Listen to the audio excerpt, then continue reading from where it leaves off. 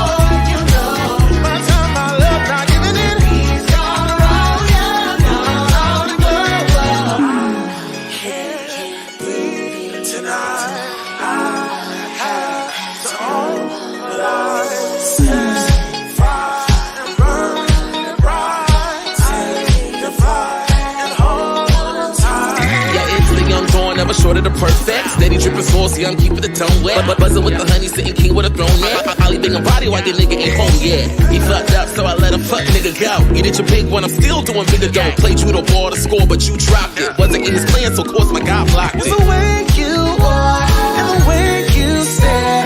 Never mind my tears. Then I think I'm out of his love. Maybe wanna lose control.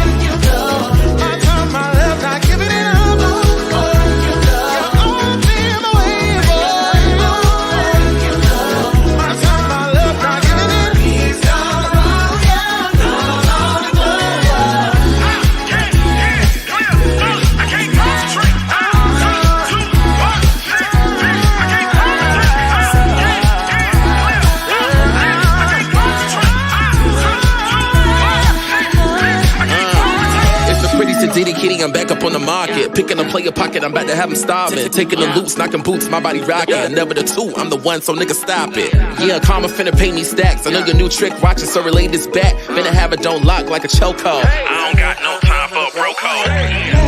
Let me go, but I'm letting go. Let go, but I'm letting go. Let go, but I'm letting go. Let go.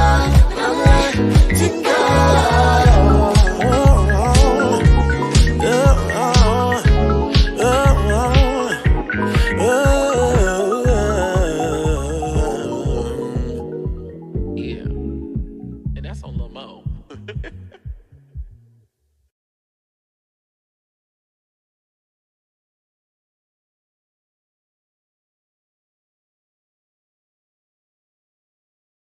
Chasing the Beat is back, baby, and you do not want to miss this. So gather around your screens as some of your faves come together to showcase their artistic gifts and creations. Created by Oliver Twist, this celebration of queer creativity is one for the books.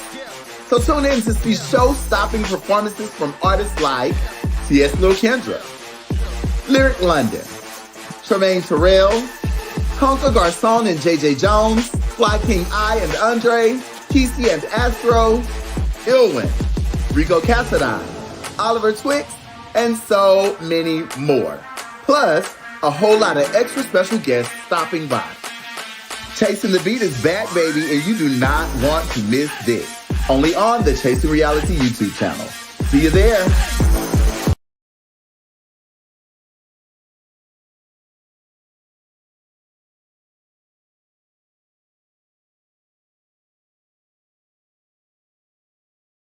What's up, everyone? It is Darius asking you to check out my newest children's book, DJ Stands on Business. Follow along as 5 friends who are entrepreneurs by the name of Pixel, Raven, a dynamic duo we can learn, and a children's book author named DJ use their entrepreneurial spirit to save money to go on a trip to Mexico. So follow along as children can learn about terms that teach them about entrepreneurship and give them the opportunity to open up the world in the adventures of friendship and entrepreneurship. You can check out my children's book, DJ Stands on Business, as well as DJ's Favorite Day and Twinkle Little Star at www.kingdariusbooks.com.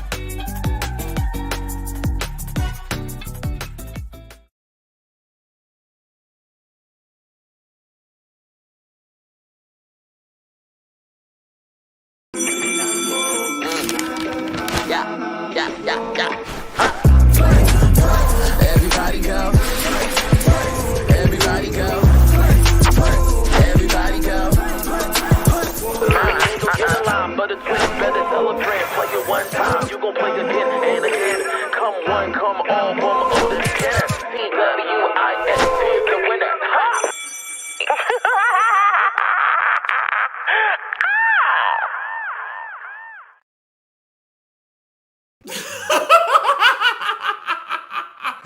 What's going on, y'all? It's Oliver Twix here, your nerd boy cutie, reporting for duty to do the Lord's work once again. And we are back in my classroom with another Chasing Atlanta Twix exclusive with none other than the dog groomer himself. Okay, to the stars. Thank you. Chasing Thank you for having me, baby. Of course, Chasing Atlanta, to me, royalty. Yes, of course. Yes. I have to claim that. Dominique is in the building, y'all. Look, I have too many war wounds not to claim that. Oh my God. You know what, Dominique? I want to start off by saying this.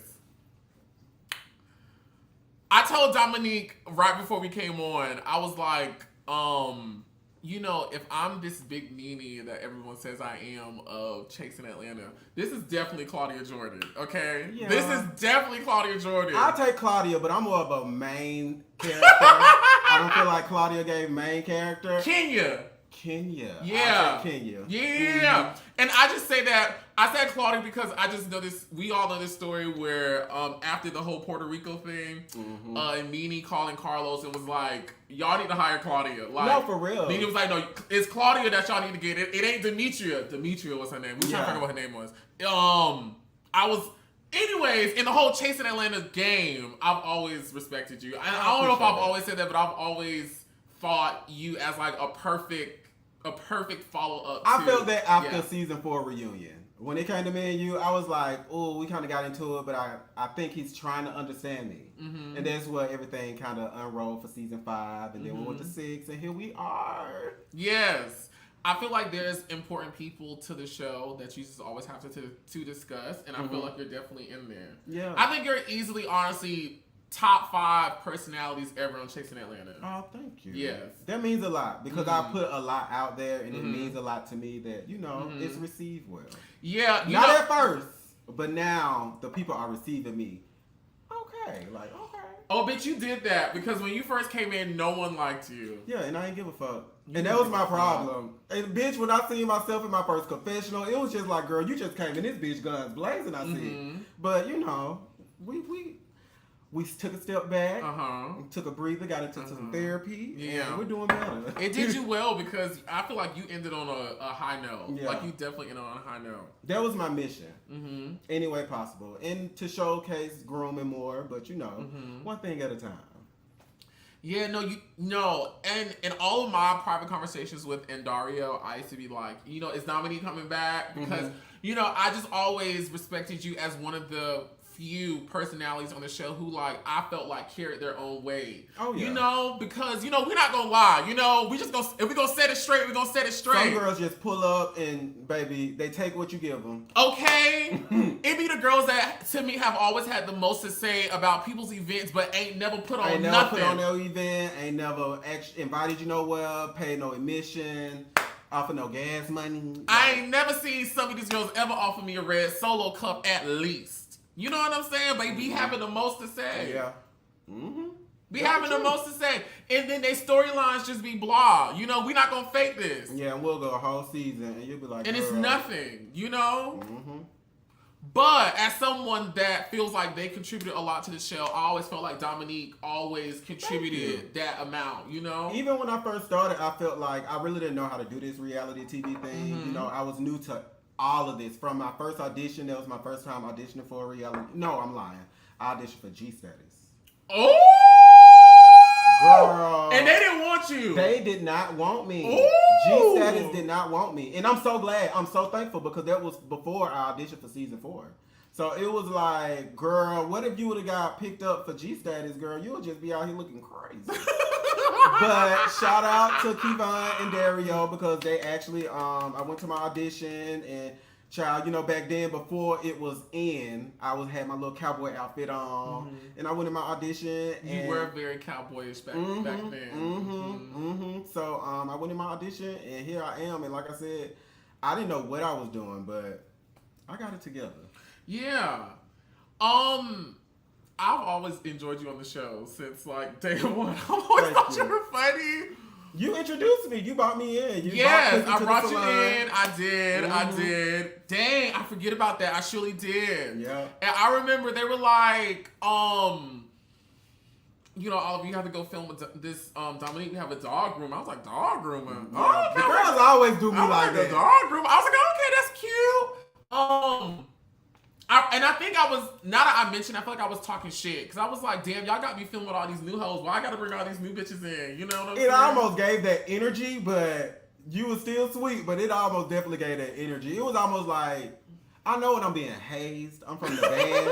I used to be a drum major. So I was like, okay, you the new bitch around here. So soon as I said I like Chance the Rapper and I actually watched that first episode and you just literally bust out laughing in your confessionals, I was like, oh, these girls trying to come for me. But I think it's your loyalty to Lauren as well, because I did a lot. In my first scene, I did too much. Bitch, if I could reverse, bitch, throw that bitch in reverse, back it up and dump it, I wouldn't have said half that shit. I'm just glad to hear you say and be aware that you know you were turned up. You were Dominique, when I first met you, you were turned up. I was like, girl, I don't know who this Lauren thinks she fucking with, but I'm here now, girl. But it was never against her for real. It was more so because, a little backstory, my little sister was living with her and working with her, which I'm thankful for. But something happened where her boyfriend, like, put my little sister out. So I was like, not really just said, hey, young lady, we'll have to ask you to leave right now. Like, get your shit and get the fuck out type vibes. Like, so who the fuck you talking to? As you know me now, it's like, I'll talk to any nigga, like, we can have that, like, whatever. But I'm not gonna do that with a woman, like, Lauren, I'm not trying to comfort you like that. But, like, why would your dude talk to my little sister like that? And she all the way from Alabama over here in Georgia, and you put her out on the streets. I mean, that's not your place because she's an adult, but at the same time, you get where I'm coming from? Yeah. Like, what the fuck happened? That's all I want to know, but I shouldn't have led with that. This all happened before season 4. This all happened before season 4. When she got her salon on season 3. My little sister was on season 3.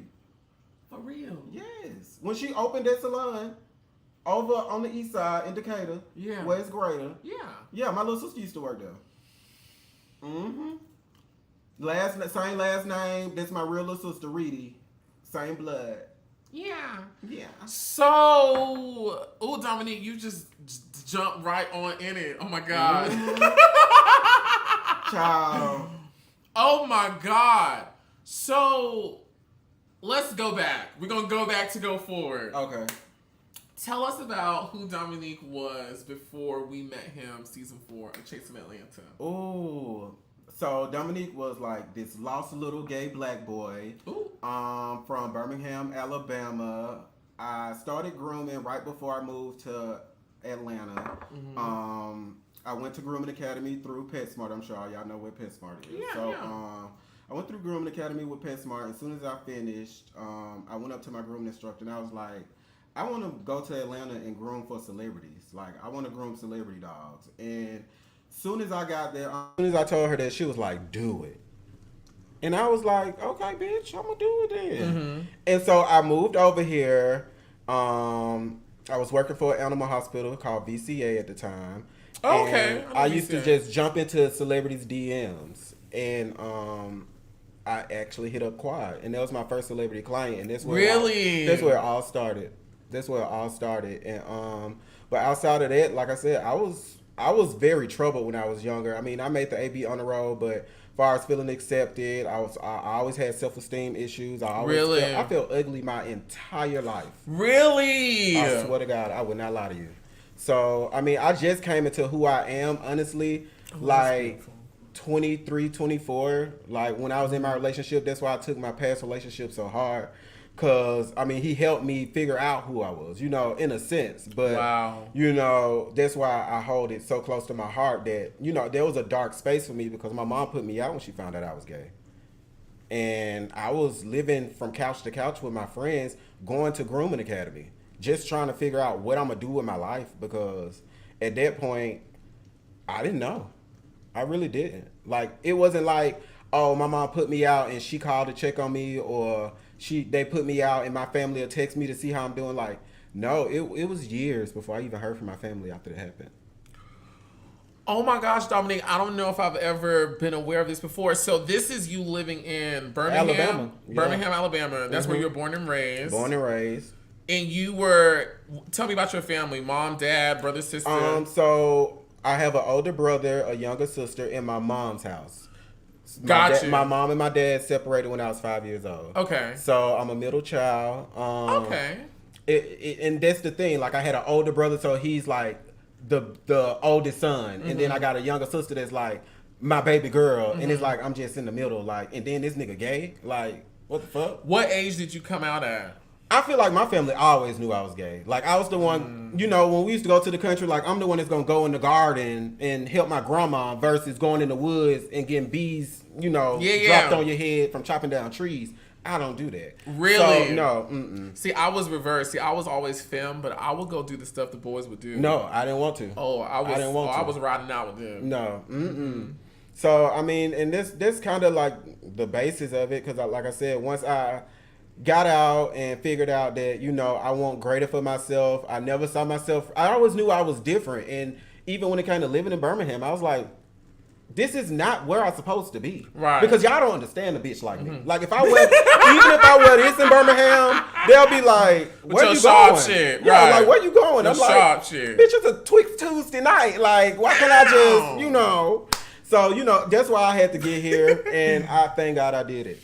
Yeah, Atlanta was the same thing for me. So I grew up in South Florida, which it's a gay area, but my family was also, I would say my family is traditionally Black, Southern Christian. They were very accepting of me, but I just didn't feel like what I wanted to do was going to be in Fort Lauderdale. Yeah. I was like, I love y'all, but the city and y'all, I don't think that's the energy I need to be to get to my next, you know? Yeah. And so Atlanta served the same purpose for me too. And so what age did you get here? 23, 24, you said? I got here at 22. 22. Yeah, I got here and I've been here going on almost 10 years. Yeah. Oh, nice. And so you working a job, grooming? Yeah, I was grooming. I've always, like, literally Always. since I touched down in Georgia, I've been grooming. Like I said, I came over and I was working with an animal hospital, VCA. But, child, I took a job in Peachtree Corners not knowing, bitch, that's not like, don't that sound like downtown or something? It does. Peachtree Corners, like Peachtree, but in the corner. Yeah. No, baby, that's South. It's downtown Georgia. So that's like down there by Stockbridge and shit. So it's far. I was doing that, and like I said, I just wanted to start my own business at that point, and that's when I started my business page and started posting little dogs and reached. Like I said, I had reached out to Quad and she was like, show me what you do, like, and I sent her pictures and stuff. And the sky was the limits. And now I can't even remember how many people I work with. I remember I was creating some content for Quad one time. I don't know if that content ever even came out, child. Quad be having me coming over there making shit and y'all never see it. It's just like, girl, call me when you ready, okay? Right. Anyways, I remember one time I went over there and she was like, you know how she talk. So child, tell me, what's this little thing you and Nene got going on? What Nene over there doing fighting the people, child? What's going on? She literally She always ask about you. Yeah, she be wanting to know the tea. She like, y'all still filming that little show? Y'all ain't cutting up on that, is it? I'm like, girl. Every time I go to Quad's house, she always asks me about. Sweet. She asks me about you on the show. Is Nene fighting somebody? What's going on over there? What y'all got going on? No, she like, girl, she know I'm so sweet. And her mama love me, so that's all that matters. When did you meet your ex-boyfriend, ex-fiance? What's his name? Anthony. I met Anthony when I was living in Alabama. So we were doing long distance. He was living in Detroit. I was living in Alabama. Same conversation I had with my grooming instructor. Look, I'm finna move to Atlanta and start grooming celebrities. You with me or not? And he was like, well, I'm finna move down there because you ain't finna move no Atlanta without me because we trying to make something happen with me living in Alabama. And he probably feel comfortable with like, you know, me just in Birmingham. But he was like, you definitely ain't finna move to Atlanta and we trying to make this work. Your little hot thing. Yeah. But so he moved to Alabama. He moved to Alabama and he lived with me in Alabama for about 4 months. But where did y'all meet? We met on Facebook.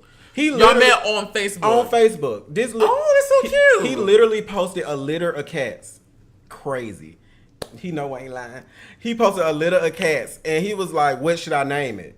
Now we just friends on Facebook at this point. I ain't even know this boy. Like this just a litter of cats and I'm just like, ooh, kitties. I was like, Reese. Because it was a cute little orange cat. He was like, I named my cat Reese and then he'll just start writing me, how your day going? And we just started talking. And where was he living before? Detroit. So he moved from Detroit to Alabama to be with you. To be with me. And then we not doing that tonight. And then we moved from get your man, bitch. Yeah. Child. I love it. And so we moved from Alabama to Georgia and he started working with Top Golf and he started doing trainings and all type of stuff. So Atlanta was good to the both of us. And so what year did y'all get together? Ooh, 2017. No. Oh no, that was way before then.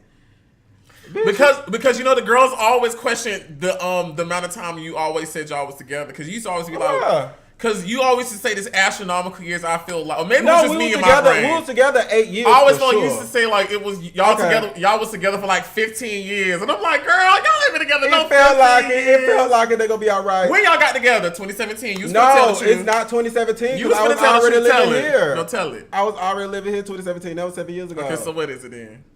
2016. Bitch, I feel like Phaedra. I don't know the date. I don't know my due date. Yeah, but just know it was real love. Okay, that's all that matters. So y'all got together in 2016. Mm-hmm. Okay. Y'all heard that right?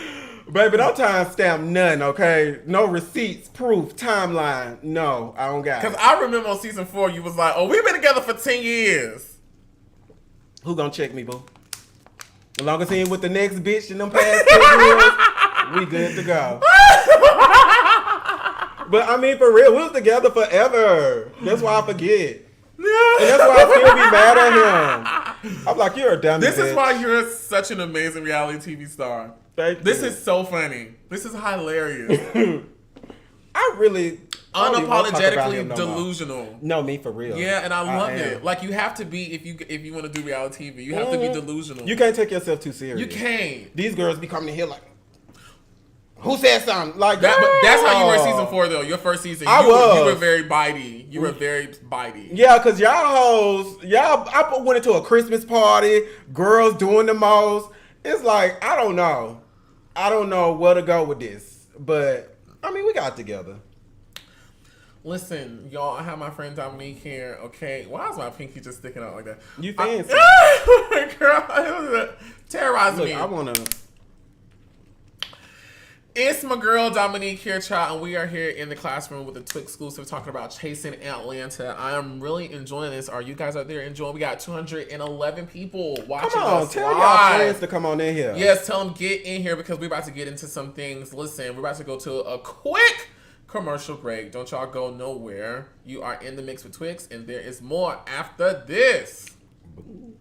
What's up, everyone? It is Darius asking you to check out my newest children's book, DJ Stands on Business. Follow along as 5 friends who are entrepreneurs by the name of Pixel, Raven, a dynamic duo we can learn, and a children's book author named DJ use their entrepreneurial spirit to save money to go on a trip to Mexico. So follow along as children can learn about terms that teach them about entrepreneurship and give them the opportunity to open up the world in the adventures of friendship and entrepreneurship. You can check out my children's book, DJ Stands on Business, as well as DJ's Favorite Day and Twinkle Little Star at www.kingdariusbooks.com.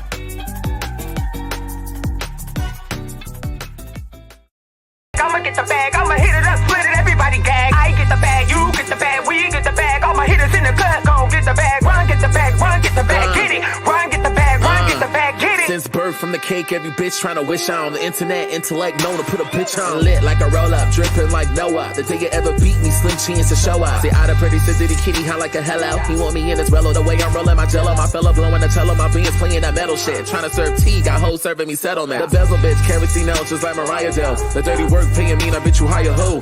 Young Simba lying higher with a rocket too. Tell a cockatoo, beat it before I send a chopper through. I'm unstoppable, finger lick a hot like cheetah fingers. The marvelous back border like Lupita Dingers. I keep a Scorpio King packing all the stingers. We send up bitty pom-poms like Selena singers. I get the bag, you get the bag, we get the bag. All my hitters in the cut, gon' get the bag. She get the bag, he get the bag. I'ma get the bag, I'ma hit it up, split it, everybody gag. I get the bag, you get the bag, we get the bag. All my hitters in the cut, gon' get the bag. Run, get the bag, run, get the bag, get it. Run, get the bag, run, get the bag, get it.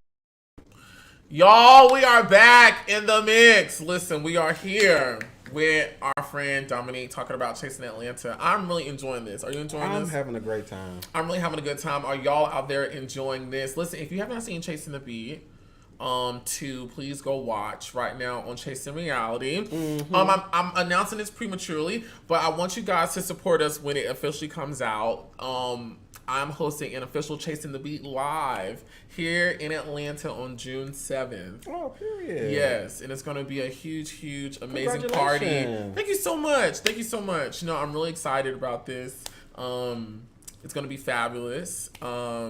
Yeah, and I would love everyone to come out. So please follow me so you can be the first to know about it once I drop the link. But we want everyone to come out. It's basically going to be like Chasing the Beat, but just a live version, like a huge party with performances and you know, some comedians. It's gonna be like a whole experience and a vibe with a DJ. Like, it's gonna be cool. We're gonna have the vibes and whatnot. So please support us, because I would love to take this on the road. You know, I would love to take all of us on the road and film it and, you know, pull each other's hair out and all the fabulous stuff, right? That'll be fun. So how did you find out about Chasing Atlanta? Chasing Atlanta, YouTube. No, not YouTube. Of course, YouTube as far as watching it, but I found out about the auditions on Instagram. I'm sorry, y'all. 1 second. Let me. It's bothering me, child. Okay, hopefully that's better. Go ahead. I'm sorry. But yeah, Instagram. I seen they was having a audition, but as far as like the show in itself, I found out on YouTube. Cause Lauren's from Birmingham. I knew Lauren back before the transition. All that, like when we were kids, like children, like 15, 16.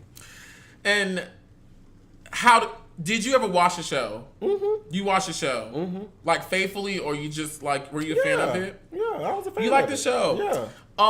Okay. Before we talk about you auditioning, I want to get into this Lauren backstory that you kind of bombshelled me with earlier. That had me going like, "Whoa, wait a minute."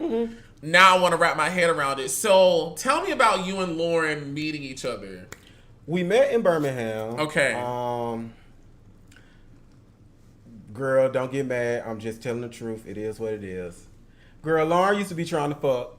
But this before she transitioned. Yeah. Oh. So, okay. So that was... Did y'all? No, we never did. Oh. We never did. But, beautiful Dang gowns. it.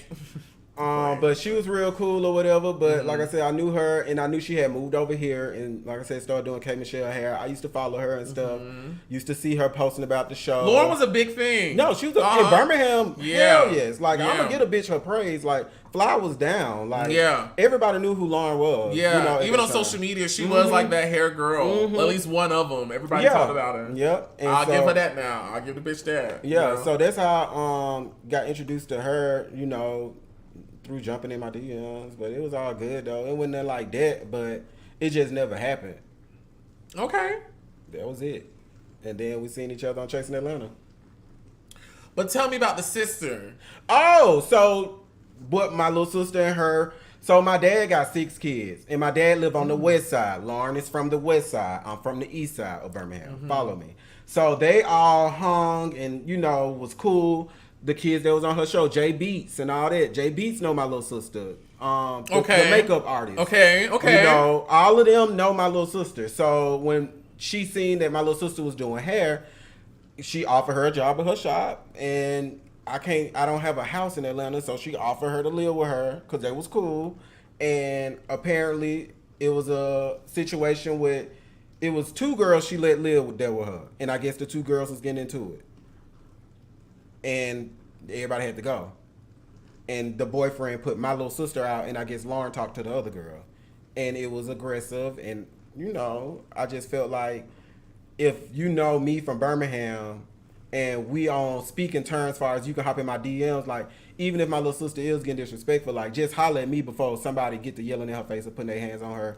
When at the end of the day, I feel like a trans woman should be putting her hands on no woman, and I definitely feel like no man should be putting his hands on no woman. Did someone put their hands on your sister? No, but it was getting escalated to that point. Okay, well, good. So it's like, that's all I wanted was understanding to clear it up, and we can move on, But it took us all the way to the reunion to get to that point. So prior to your sister becoming involved with you two, the only interaction you had with Lauren before that was you guys in the DM. Yeah. And she trying to get in your cookie box. Yeah.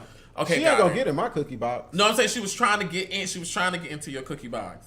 She wasn't going for the cookies. Oh, what she was going for? The beefcake. Oh! So, but either way, like I said, we good. Hey! Yeah, we good. I mean, no love lost, but I don't do disrespect when it comes to my family. Because, I mean, that's all I feel like I got for real is my siblings. Because, I mean, the adults treated me like shit because I was gay. And the people that accepted me was, like, my siblings, my cousins. It's like, so I'm ready to go to war for them at any point. So, what was the story your sister told you about what happened in the house? She just said that. What was going on? Okay, so. Because who was truly at fault? So, she was making them late for work. Lauren was making. No, my little sister was making them late for work.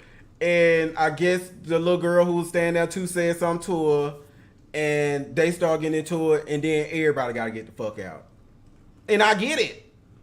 Because if y'all making me late to the shop as an owner, everybody can get their shit and go. Because now y'all fucking with my money. Okay. So my little sister was in the wrong. Okay. She was. Okay. But let me tell her that.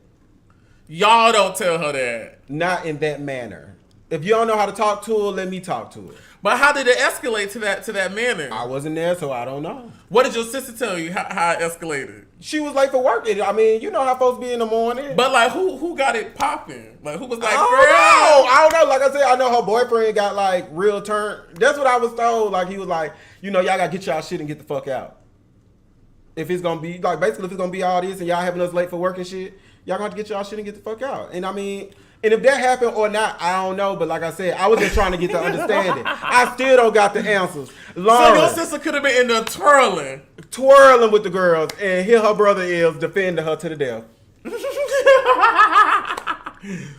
I don't know. You don't know. You still don't know what happened. My lord. But we made it. Okay, so you auditioned for season 4. What made you say, I want to become a part of this?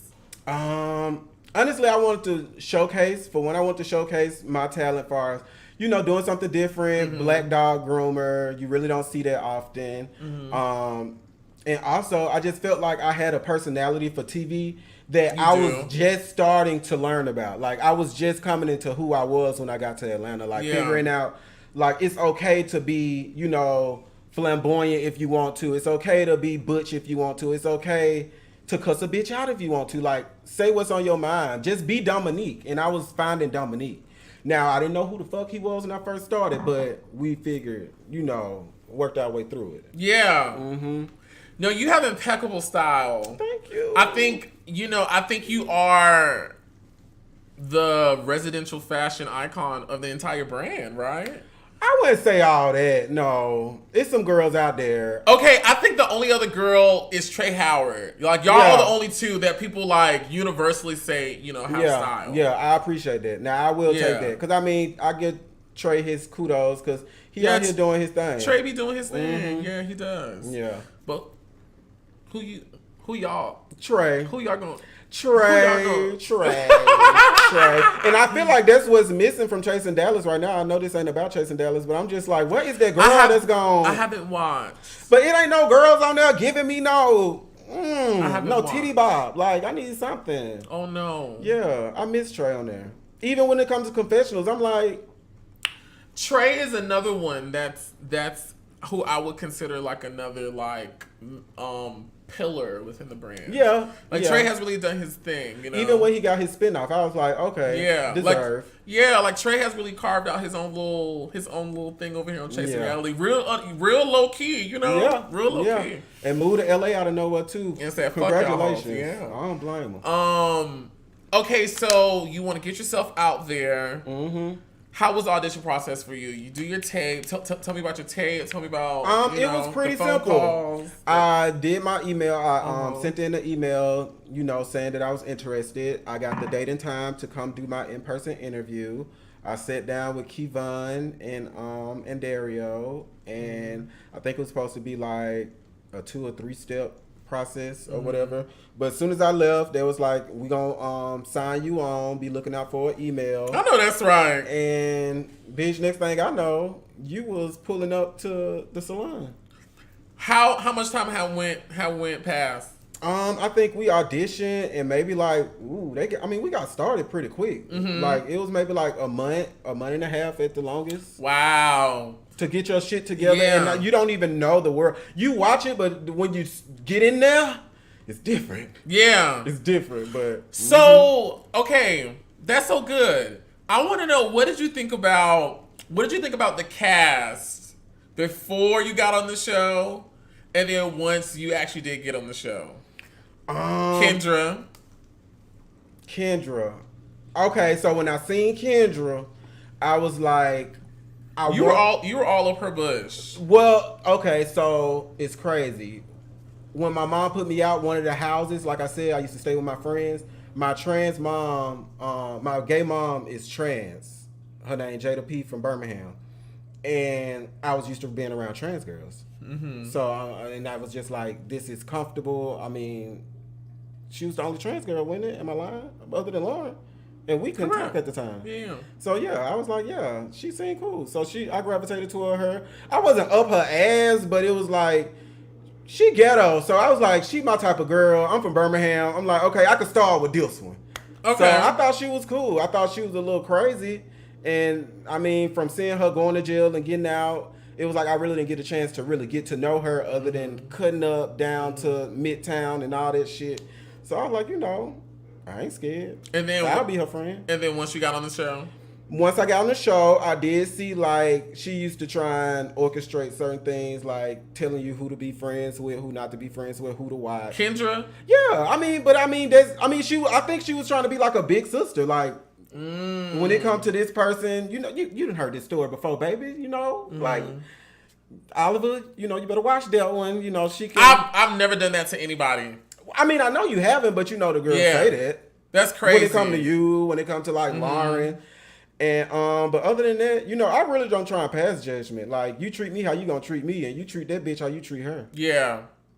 I've never done that to anybody. Anybody that's ever come in, I've always let y'all form your own opinions. Like, when people have asked me, such and such, I'd be like, girl, you know. No matter what you say, it's probably gonna be a totally different person either way. So yeah. What did you think about Troy? Watching before I got on, I thought he was pretty cool. I thought that he was misunderstood. Okay. I do feel like he was misunderstood because I feel like nobody really gave him a chance to, like, you know, really be a part. You know, and I saw the younger Dominique in him. Like, I always wanted to fit in. You know, like I said, I had self-esteem issues, and I saw a lot of those qualities in Troy trying to just be cool with people, and he just kind of got denied and rejected a lot as far as like being one of the, you know, cool girls. You know, he just kind of got And I ain't like that. Yeah. That wasn't cute.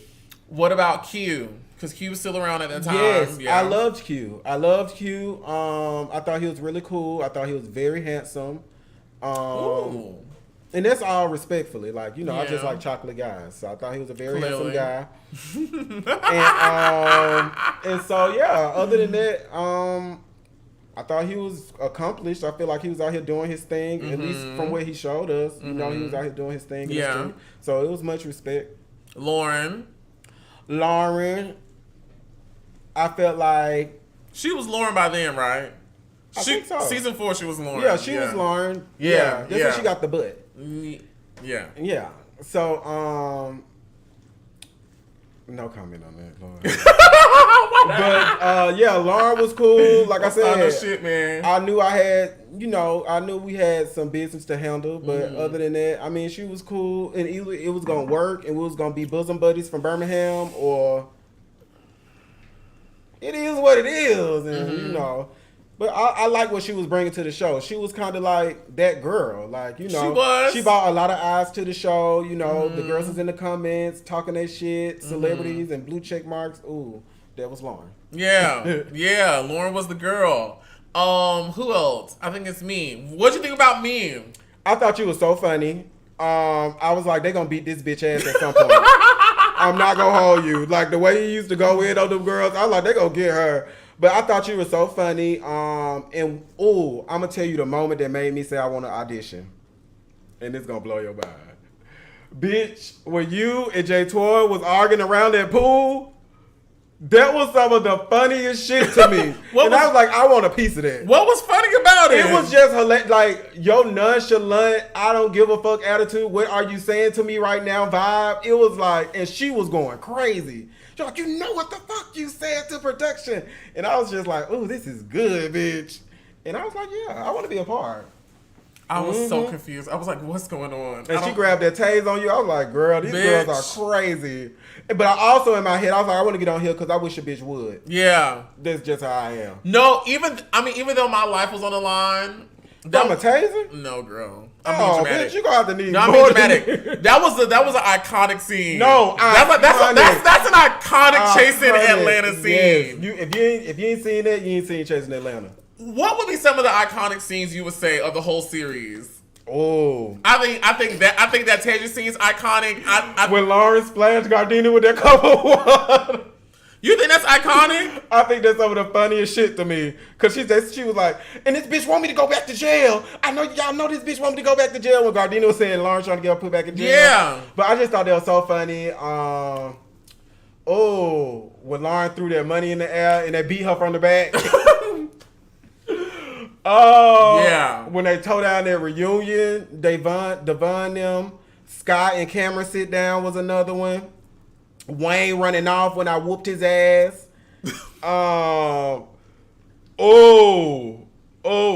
Bitch. No shade. When me and you got into it at the reunion.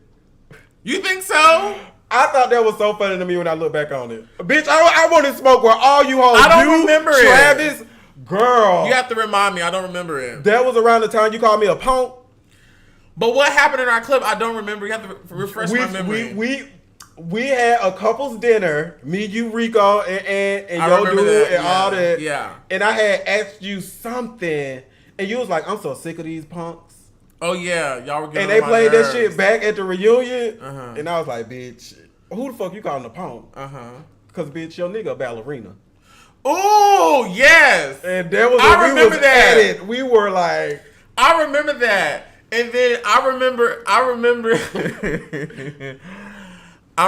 was going to light your ass up one of them seasons. But I was like, that wouldn't be right because I've been a woman in distress. No, don't do it to me. But I was like, girl, my man a ballerina, but look who men twirling out their life right now. You know what I'm saying? And that's fine because her man gone too right now. So bitch, it don't fucking matter. We in it together, girl, bitch. We in it together. We in the singles club together. Cheers. Bitch, no, cheers, fuck bitch. No tea, no shade. That is one of the times I was red. I will take that one because that shit was funny. I was like, girl, no, you ain't gonna call my man a ballerina. Baby, I was on Travis. He ain't got nothing to do with this. It was a lot going on. And I apologize in looking back on it because I was like, bitch, I came out guns blazing for no reason. Because at that same time, like I said, I was so lost. And that's when I was just angry. Like, Really? even when it comes into my relationship. Why? I don't know. I had What was to going on? dive deep. I feel like I had to unbury all those things I kind of just brushed up under the rug as far as like dealing with my family issues, bridging those gaps with my mom, reaching out to my dad, asking my parents why they did what they did. Can I see my baby pictures? What do I look like when I was a baby? Oh my gosh, you got baby pictures. Like, show me I was loved. I never felt loved. And I felt that's why I felt so disposable when it came to like friendships and relationships. And when people just walk out my life, it really like cuts me deep because my own family did it to me, and now I'm dealing with it from the world. And I gotta figure out how to navigate that without losing myself. Because you can so easily lose yourself. Even right now, I'm in Atlanta, single, by myself. It's only me and my dogs. If I don't wake up and go to work, my bill's not gonna get paid. Right. My family don't send me financial blessings, and like I don't get that. Like, here goes some gas money, was thinking about you. I don't get none of that. And I'm not saying like it's a bad thing because it's made me the man I am today, that I work so hard and, you know, I have so much pride in what I do because I know I'm here for a reason. And I figured out my purpose. Back then, I knew I was a dog groomer, but I didn't know my purpose. You know, I knew I was different, but I didn't know my purpose. Now I know my purpose, and that makes me look at life totally different. It's so many bitches that come across these shows and these platforms that are lost. They got so many eyes on them. Yeah. They're lost. And once you reach a certain level in your life, by default, it's not like I'm looking down on somebody or I'm looking at you like you less than, but it's like by default, it's like I can see so clearly that, oh, you're lost. I'm not finna go there with you, even when it came to, all the way up to season 6. Like, I can't respond how I would used to respond because I see what's going on here. And I'm not gonna be that same bitch that you want me to be, or I'm not finna come down to your level because a lot of the girls want you to stoop down to their level. But you gotta continue going throughout life trying to figure out that peace. Yeah. And once you find that peace, you good to go. You better preach, Dominique. Oh, for real. No, I feel it. No, everything you said, I totally agree with. And, you know, I know we're talking about season 4, but in just comment on what you just said, that's why I always like working with you, like season 5 and 6. I just always feel like you got it. And like your understanding of what we were doing was just on a whole other level of like, you know, we here to do a thing. We all trying to promote our shit. Yeah. We just trying to make a good show. Make somebody laugh. We're not trying to die. We're not trying to cut each other deep. You know, like, bitch, we out here trying to really build our shit. You know, we not trying to fight. Like, who would have thought we'll be the two bitches out here? Like, why y'all attacking us? Us, like, look at us. Like, somebody jumped on us. Well, ain't nobody jump on me. Well, girl, Ain't nobody jumped on me. we swirling together, baby. That's my point. But I'm just like, why? Like, come on. Like, and it's always those people that have nothing to lose. That you're always gonna have that one person on the cast. You're gonna at least have one of them that literally can be that one apple that spoiled the whole bunch. And that's the epitome of what happened this past season. Yeah. Like, one apple spoiled the whole bunch. Who do you feel like was the one apple? I mean, it was about 2 or 3, but Name them. I feel like definitely J Twan was one of them. I feel like he came in with a bad spirit. I mean, I don't got nothing against him, but yeah. I feel like Kane had ulterior motives. I feel like I still stand on that today. And I feel like Wayne had terrible intentions on what he was doing with this season, and even when it pertained to Kendra. And I'm going to just leave it at them 3. Because if you had removed them 3, I feel like we could have made something happen. Or even, shit, you could take 2 of them away and just leave us with 1 of them. But having all 3 of them, it was a bad situation.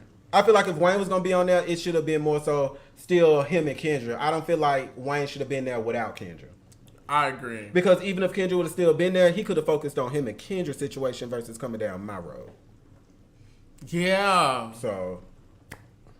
yeah, Dominique, you're really smart. I agree with everything you just said, you know? Yeah.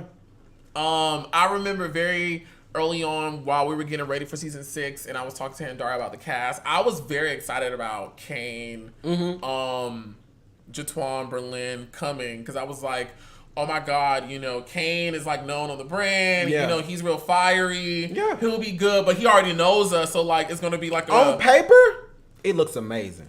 Oh yeah, on paper, season 6 is On the paper, tea. oh, you probably was gonna be like, oh girl, this finna be the tea. We got Tonka from Legendary. We got Tony from P Valley. We Were Born coming back. Oh girl, season 6 was supposed to be T. the That's Rolls what I Royce. thought. Yeah, that's what I thought. That's really what I thought was gonna happen. But it Girl, just, did we get a Nissan Sentra out the bitch? no. and if it was a 95, baby.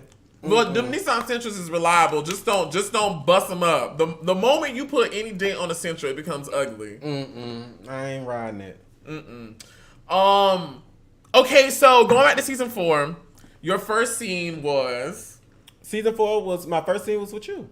really. Yeah, my introduction on Chasing Atlanta was with you, and then I did the scene with you, Troy, and Rico right here at the Honeycut Hideaway. That was your second scene. That was my second scene. Oh my God! Okay. And, after that, my feet was wet. Like I had my feet wet at that point because my relationship with Troy blossomed, my relationship with Rico blossomed, and yeah, and then we started doing our little scenes, and then we became our little clique, and yeah. So how was it? Your first time filming? nerve-wracking. What do you remember? What was I doing? I remember a lot of cameras. Just being honest, the first time me and you, I was like, this is a lot of personality. And for me being like this clamshell person that's not really used to all this, like I go home, I have my dogs, but like now we got cameras, we got this guy with this big personality, this Oliver who I've been watching on this show, and you know, oh my God. So, I mean, it was like, no shade, like a little shock. Like I was like, oh wow. But Really? I was very nervous. I honestly say that. From Confessionals, my whole first season, I was just like, ooh, this a lot.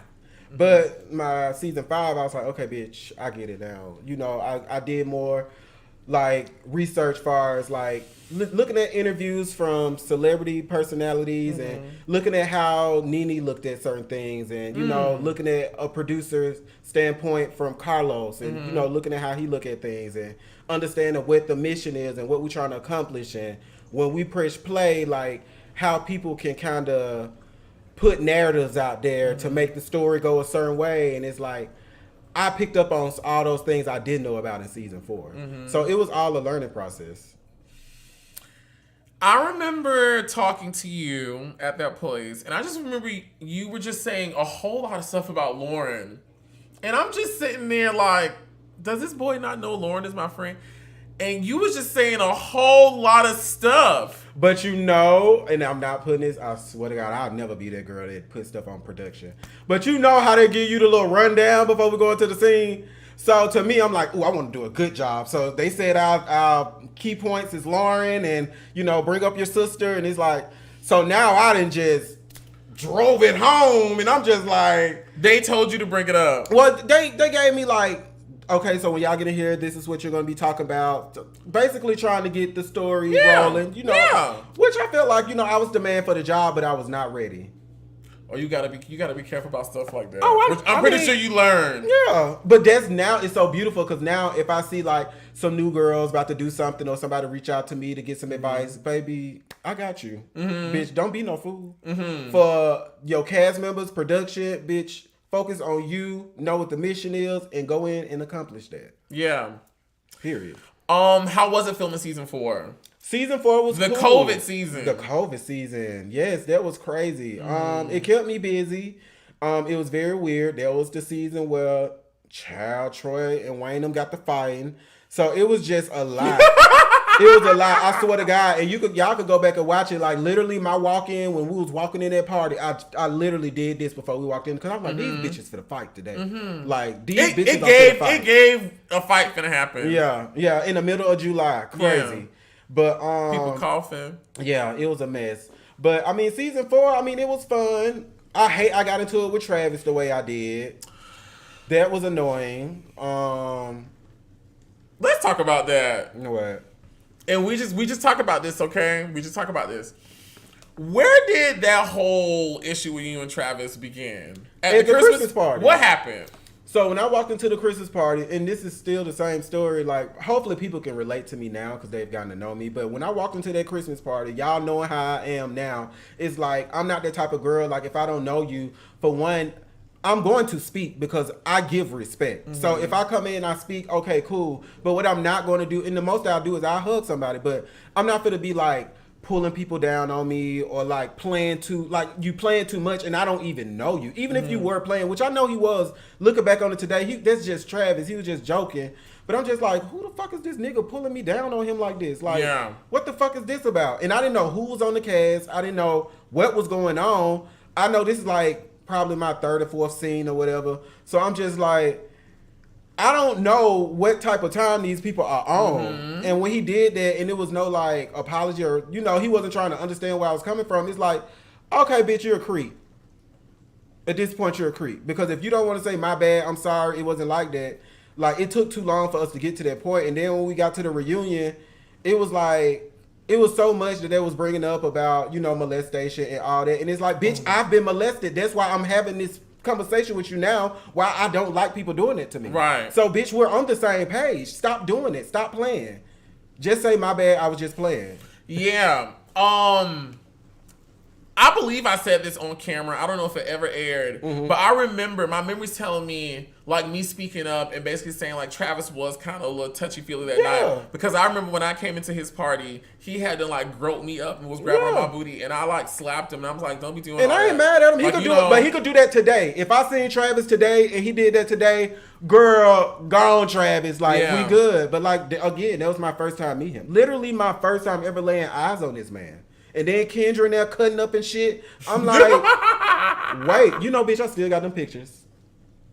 We took pictures. On the iPad? Yep, on that iPad. Oh, I would love to see them. Mm-hmm. Send them to me, please. Oh, my God. Yep. Season 4 is one of our most popular seasons. Mm-hmm. Mm-hmm. Season 4 is up there. Yeah.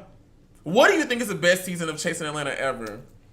Oh, I say season 5. I definitely agree. Yeah, season 5 is the best season ever. I feel like the earlier seasons is almost how like Drag Race is. It's like it was good, it was tea, but like the elevation came later. Mm-hmm. And I felt like season 5 was Chef's Kiss. We completed it. We did a reunion. Mm-hmm. I didn't agree with everything at the reunion. Yeah, but I mean, we did it. We did it. Mm-hmm. We did the reunion. There was no fights at the reunion. No fights.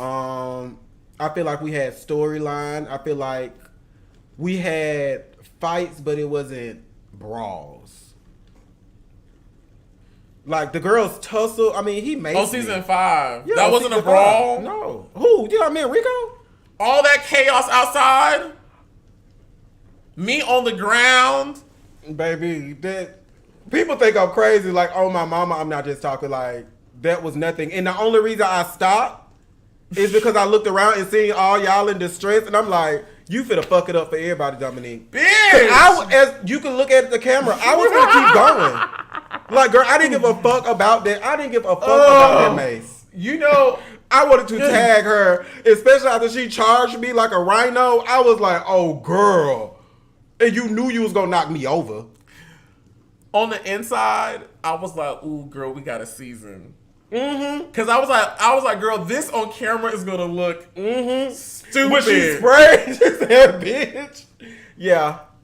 This is gonna look crazy on camera. It's okay. And what's crazy is, and I know you probably heard this story, bitch, we had rap filming. I was walking across the street to my truck, and Ant, my ex, he was like, he was gonna come to the event or whatever, but I was like, nah, I don't want him to think I'm trying to antagonize him or trying to jump him or nothing like that. So I'm gonna just pull up because the bitch had already asked me to drop my location. But production was going to the car, and I was like, I can't go to my car without asking this bitch why she asked me to drop my location. You so bold. That's one thing about you. You don't give a fuck. I went to Curie to be exact, and I was like, Curie. That's what I like about it. She don't give a fuck. I said, small ass. I said, Curie, I don't know about you, but I'm finna go over here and ask him why he asked me to drop my location and why he was in my DM, so you can pull your camera out. And everybody said, get in position. What they said, Dominique? Get in position. Baby. And the whole gang, it was just, a whole crowd. Baby, why you ask me to drop them location? Baby, don't ask me to drop my pen if you ain't about to do nothing. I don't know if I've ever said this publicly, but before you went and did that, I actually had went and asked Dario, could I bring it up? Messy bitch. And he was like, no. That's what he was telling me. He was like, no, wrong time, wrong place. No. But bitch, I was drunk at that point, and that was not the time or the place. For one, let me apologize to everybody that was out there. I want to apologize to Troy because that was Troy's event. Like, but I did get permission from production. I got permission from Troy. I got permission from everybody, bitch. I was like, I'm getting that hoe tonight.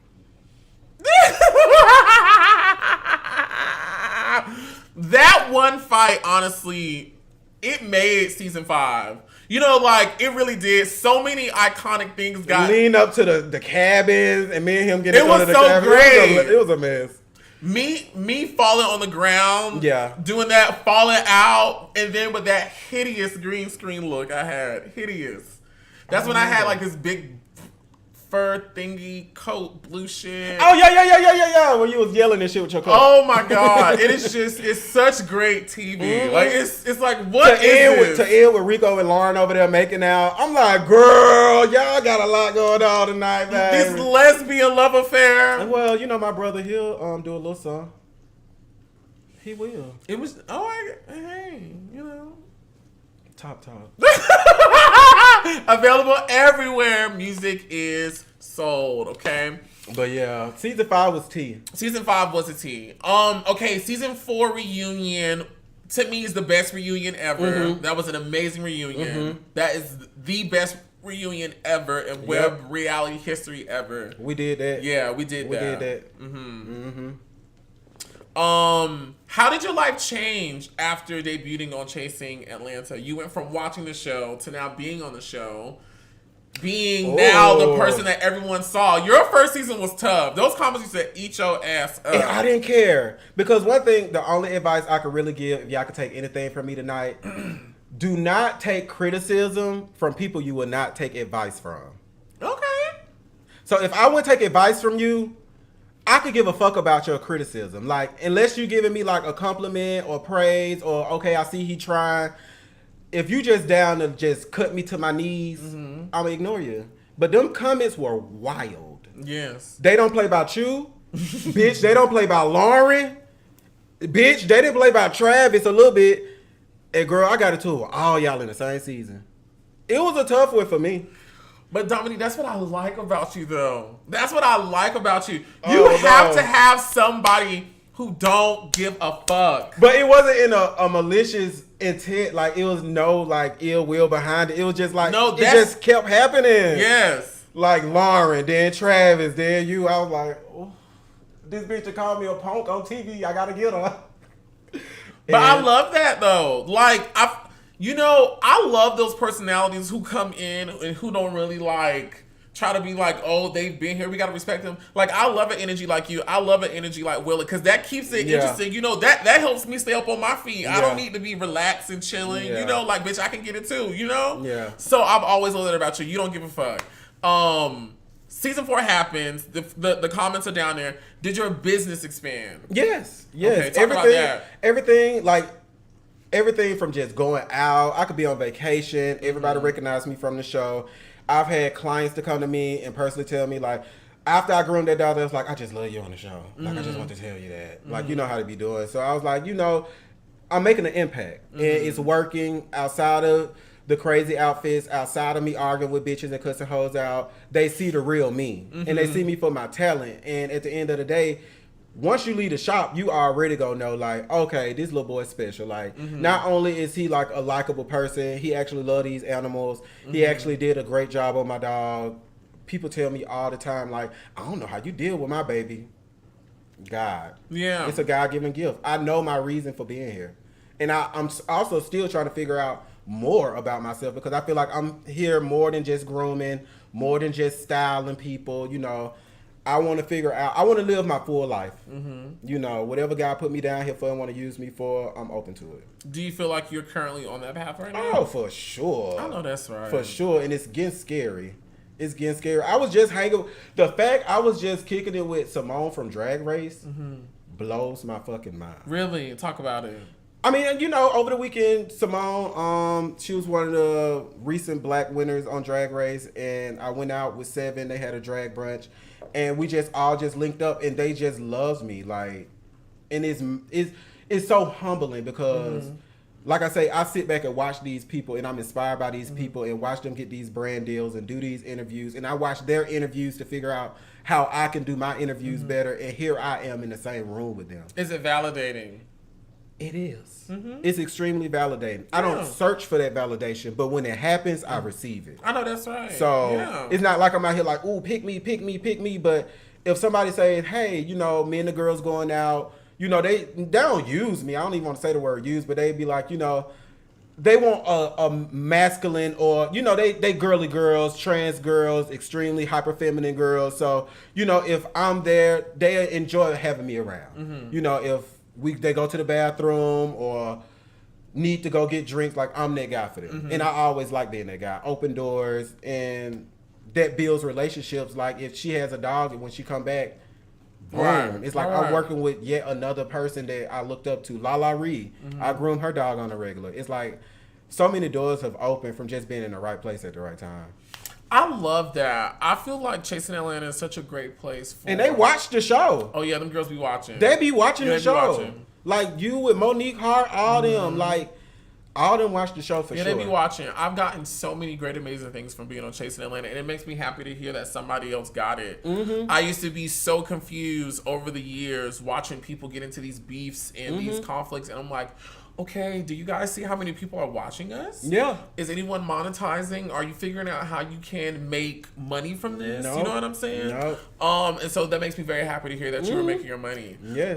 So I have no complaints. My schedule is full every day. Yeah. Every day. Going from season 4 to season 5, which was originally supposed to be the last season. Right. I remember. I don't think people know that. They don't know. Season 5 was originally supposed to be the last season of Chasing Atlanta. You've gotten a taste of what it means to be on camera. What were you thinking going into season 5? Season 5, I felt like I wanted to be more present, as far as like showcasing my businesses, speaking on how I felt, but also seeking that therapy that I've always wanted to showcase on the show. And every season, I always tell production, you know, what my plan is. Of course, they ask us. But like I said, I want to definitely showcase more therapy, figure out, you know, who I was as a person. You know, I want to dive a little bit deeper on camera. My family, like I said, they're not the type of family that's going to get on camera and do all that, at least not right now, as far as my mom and my dad. But I want to show that I was trying, as far as, you know, with Twan being on the show. He was on season 4, but he was focusing really on, he was talking to Kendra on season 4 versus me having my own private sessions. But I feel like that really helped me figure out who I was. Season 5 was the beginning of, it was like a Pokemon evolving, like it was the second stage. It wasn't really I wasn't all the way there, but season 5, I wanted to really come in and show like I'm here and I'm here to stay, and like it or love it, I'm Dominique, unapologetically. So later we come to find out, more so in season 6, that you and your boyfriend were having issues, right? So the show is out. What's the condition of your relationship around that season 4, season 5 time? Okay, season 4 to season 5. Season 4 to season 5, we're definitely still together. I'm trying to see what season 4 started.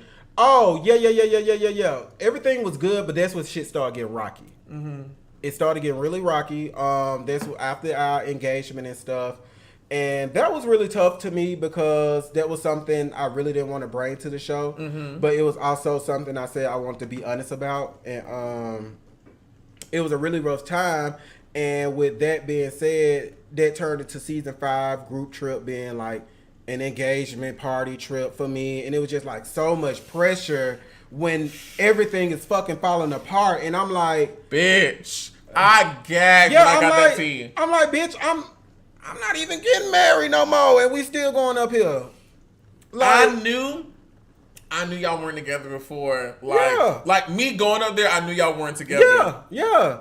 And I was like, girl, how is this gonna play out? I was hurt. You know? I was hurt, and I mean, that's what I had to figure out with season 5 is how to navigate this whole relationship, if it's gonna work, if it's not gonna work. Because at home, I know something was happening, but I just didn't know if it was translating over to the cameras. And with me being honest with my story, I can't have a boyfriend of 8 years / fiance one moment, and then just he gone. So that's why I'm like, It's 8 years.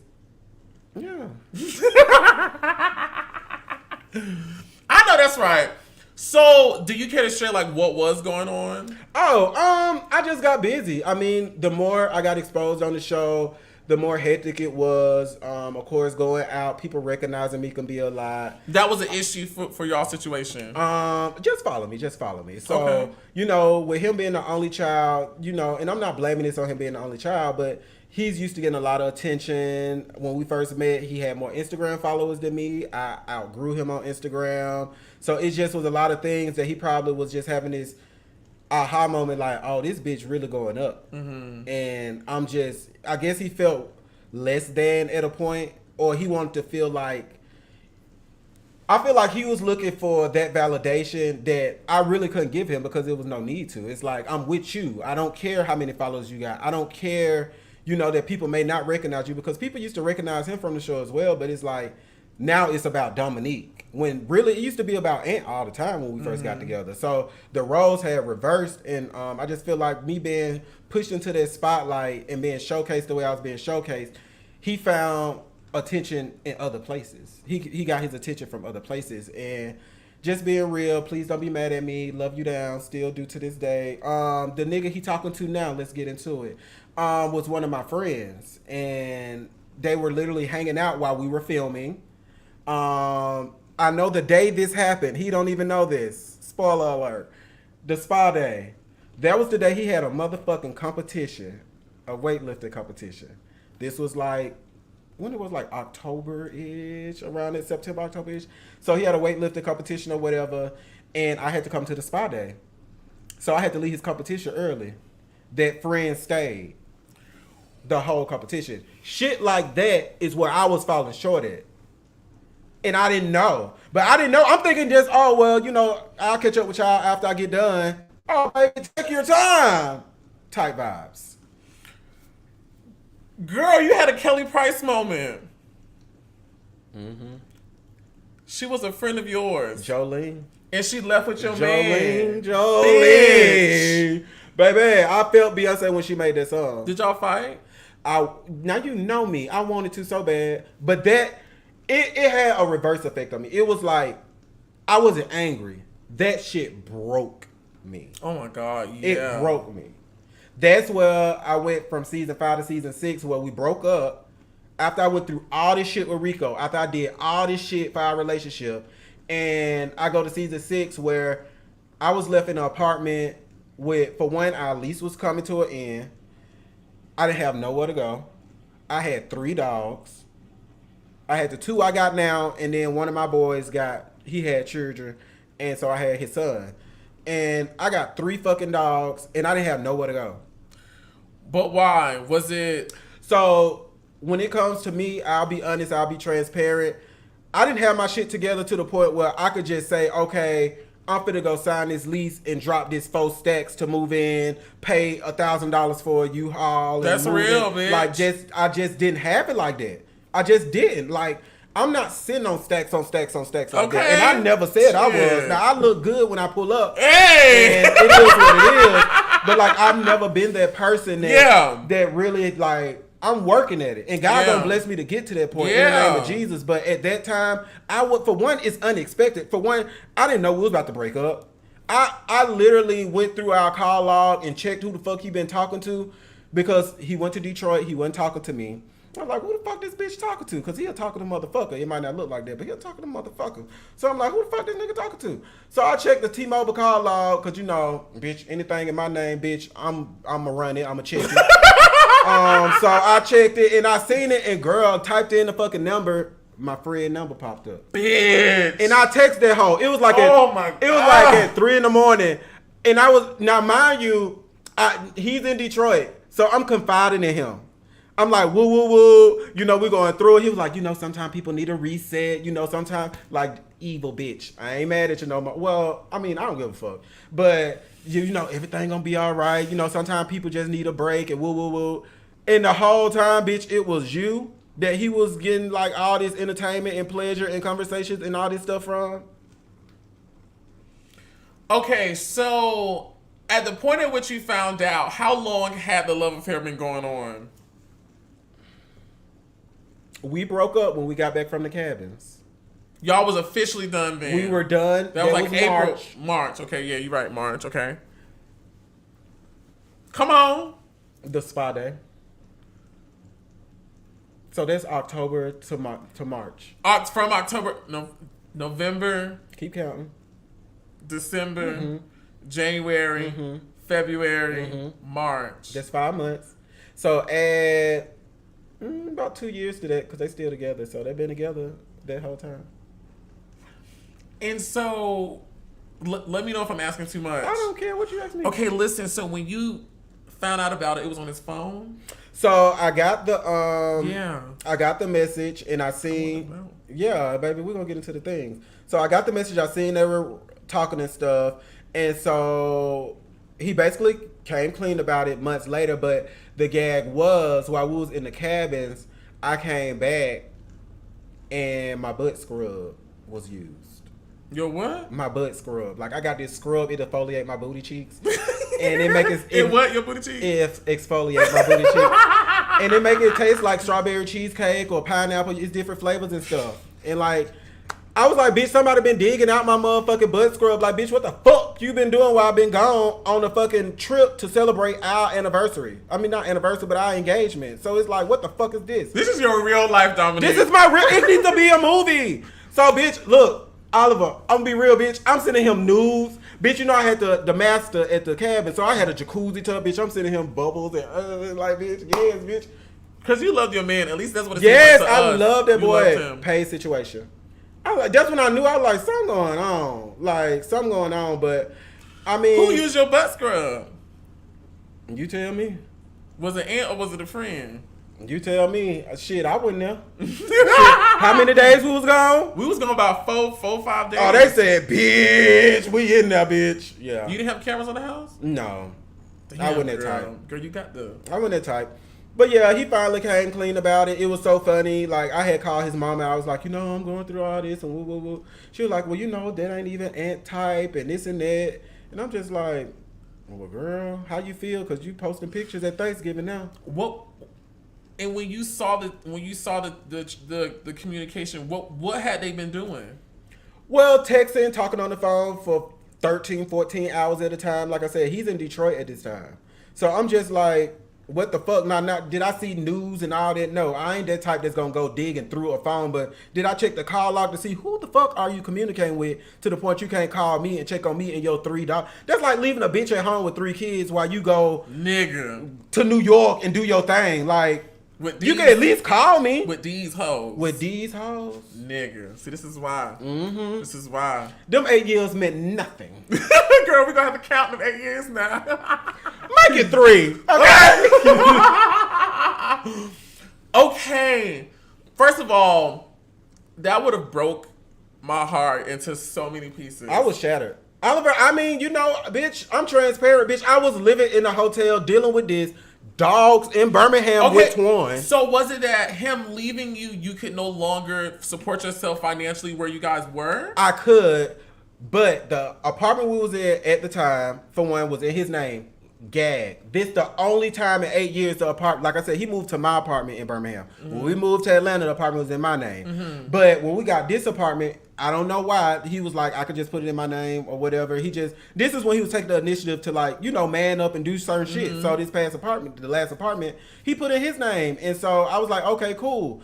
And like I said, I literally had weeks. When I went through his phone, our lease was up. We had planned to move into our next apartment. Of course, when I found out that they was together, he just was like, ooh, I got caught. I'm going to stop answering your phone calls, stop answering your text messages. So I'm like, oh, so nigga, I'm out here alone. And I was with 3 dogs. He eventually got one of the dogs, but After yeah. how many years of being together at that point? 8 years. That's what we going to go with, okay?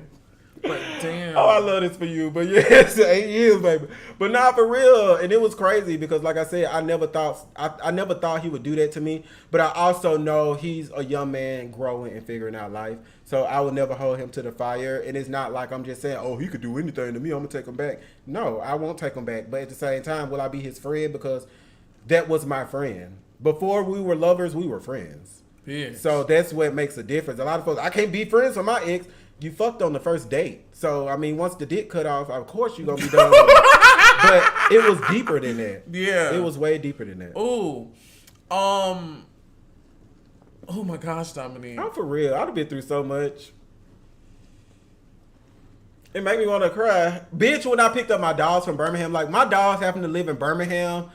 It took me, like, of course, like I said, I had the money, but literally I had to pack up all that shit, get my dogs to Birmingham because, of course, I don't got nowhere to go. My dogs, if I got to sleep in my car, I don't need my dogs in there with me. Mm-hmm. Like, that's just not.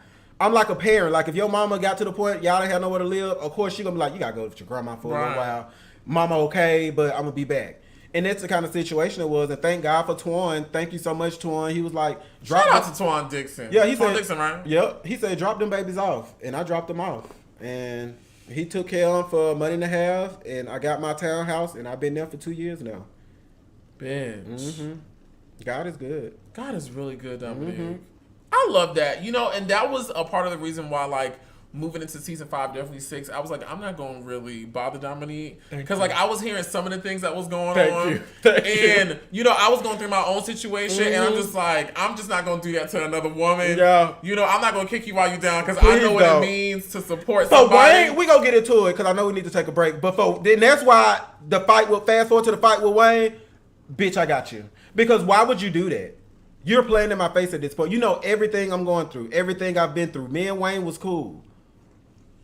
Yeah, bitch. Crazy. Listen, y'all are in the mix with Twix. Okay, we are here with a Twix exclusive from Chasing Atlanta by way of our friend Dominique, who is in here getting into the things of the things. Listen, we are in here getting into the things of the things, and all 443 of you guys. 443 people. I'm just running my mouth and I'm not even looking at none of that. Oh yeah, you run it up. Yeah. Listen, y'all better be getting to the things, other things, enjoying this. I'm really enjoying this right now. I'm having a blast. Yeah, I'm having a blast too. Listen, we're gonna go to a quick commercial break, but don't go anywhere. You are in the mix with Twix, and there is more after this. What's up, everyone? It is Darius asking you to check out my newest children's book, DJ Stands on Business. Follow along as 5 friends who are entrepreneurs by the name of Pixel, Raven, a dynamic duo we can learn, and a children's book author named DJ use their entrepreneurial spirit to save money to go on a trip to Mexico. So follow along as children can learn about terms that teach them about entrepreneurship and give them the opportunity to open up the world in the adventures of friendship and entrepreneurship. You can check out my children's book, DJ Stands on Business, as well as DJ's Favorite Day and Twinkle Little Star at www.kingdariusbooks.com. Chasing the Beat is back, baby, and you do not want to miss this. So gather around your screens as some of your faves come together to showcase their artistic gifts and creations. Created by Oliver Twix, this celebration of queer creativity is one for the books. So tune in to see show-stopping performances from artists like T.S. Lil Kendra, Lyric London, Tremaine Terrell, Conca Garcon and J.J. Jones, Fly King I and Andre, Kesey and Astro, Ilwin, Rico Cassadine, Oliver Twix, and so many more. Plus, a whole lot of extra special guests stopping by. Chasing the Beat is back, baby, and you do not want to miss this. Only on the Chasing Reality YouTube channel. See you there.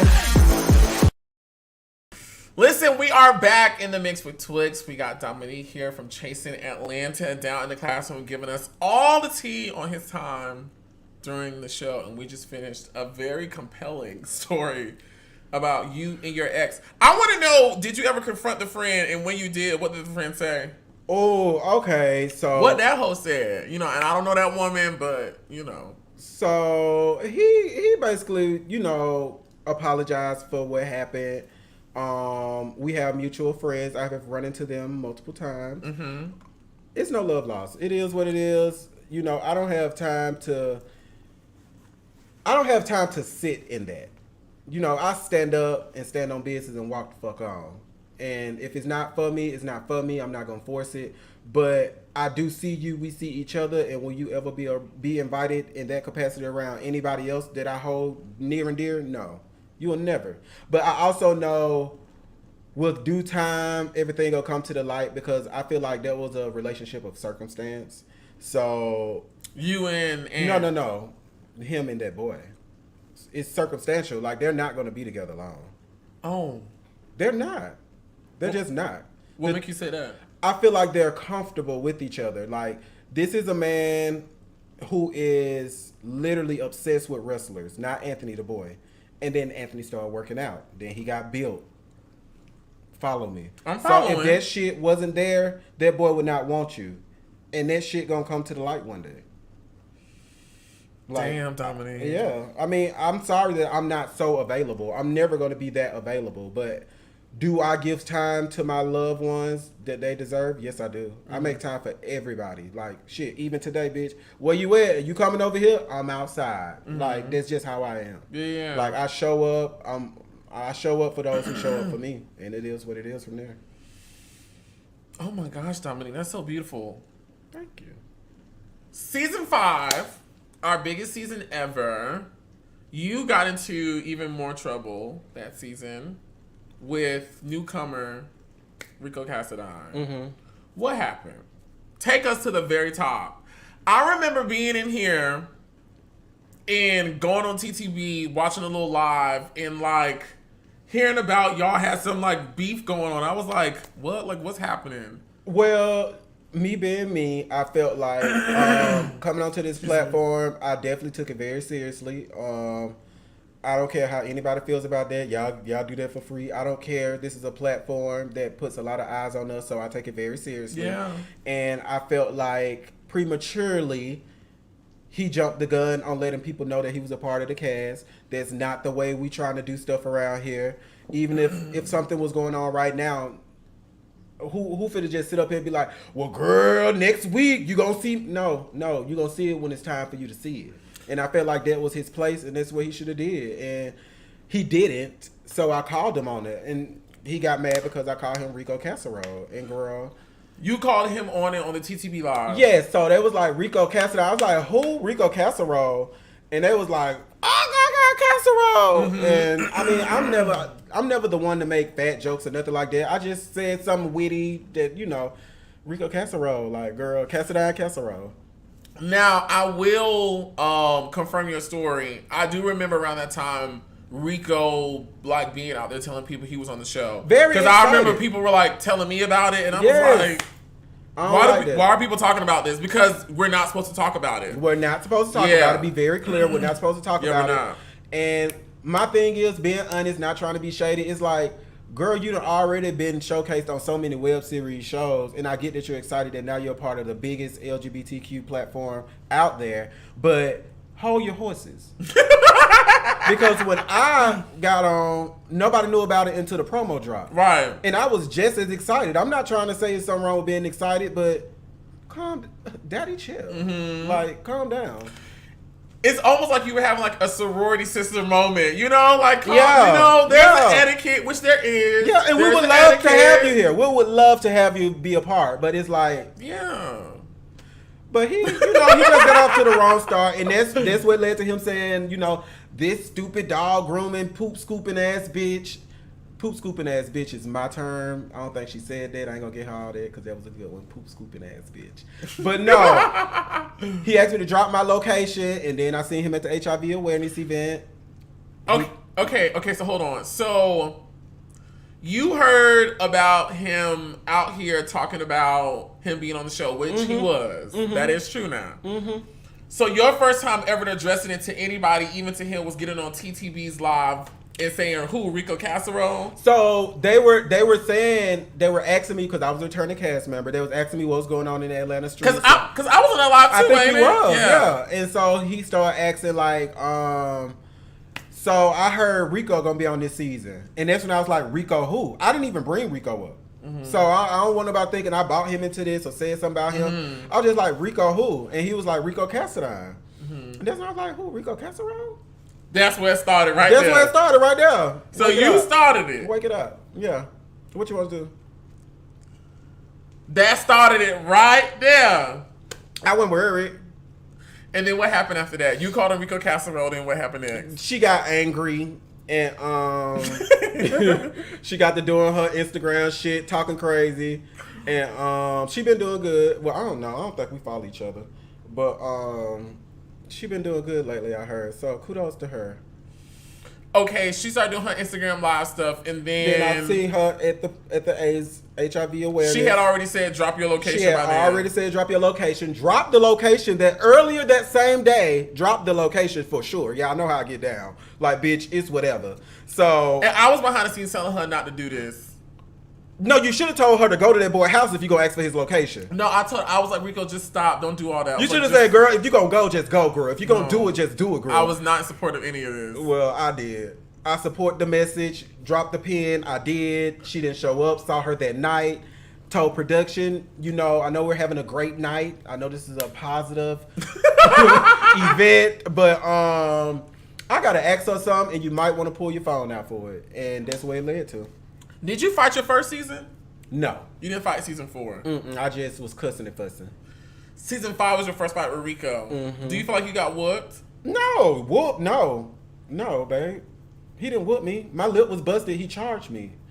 If you charge anybody, their lips will be busted.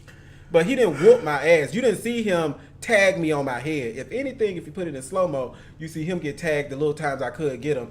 But just know, it was about 5-6 holes on my 156-pound ass. I don't even think I weigh 156. But bitch, 5 people on me and 1 person on Rico is like... And it's me, so that's nobody really. I'm like, girl, just let her... I'm the type of bitch, just let us fight. Like, no shade. I didn't go over there for y'all to pull us apart. I'm not the type of bitch that pull up because security... You was ready to fight. Yes, I didn't give a fuck. That's just how I am. Y'all hear this, right? Y'all hear this? Yeah. I mean, I make better decisions now, but I will always be that person. If you attack me or put your hands on me, there will be repercussions. I know that's right. Each and every time. Hell to pay. Yeah. So it is what it is. I mean, yeah. The fight happens. Yeah. It is the moment heard around the world. The girls is like, ooh, that's gonna be good, girl. Bitch, the pepper spray. They're like, we ain't never had no pepper spray on Chasing. I'm like, girl. She ate that. No. I just remember standing there like, oh my God. Oh my God. What have we become? And Kendra just walk around like Kendra Luther King. I'm like, girl, get out my face. I wanted Kendra out my face. I wanted 7 out my face. Bitch, Rico, get the fuck off me. That pepper spray was strong. It burned me. I ain't feel it till the next day. Did it burn? No, that was fine. He did spray the shit out you though. Yeah, he should have tagged my ass. That's what's gonna shut me up. Tag me, knock my head up, and I'ma shut the fuck up. But yeah.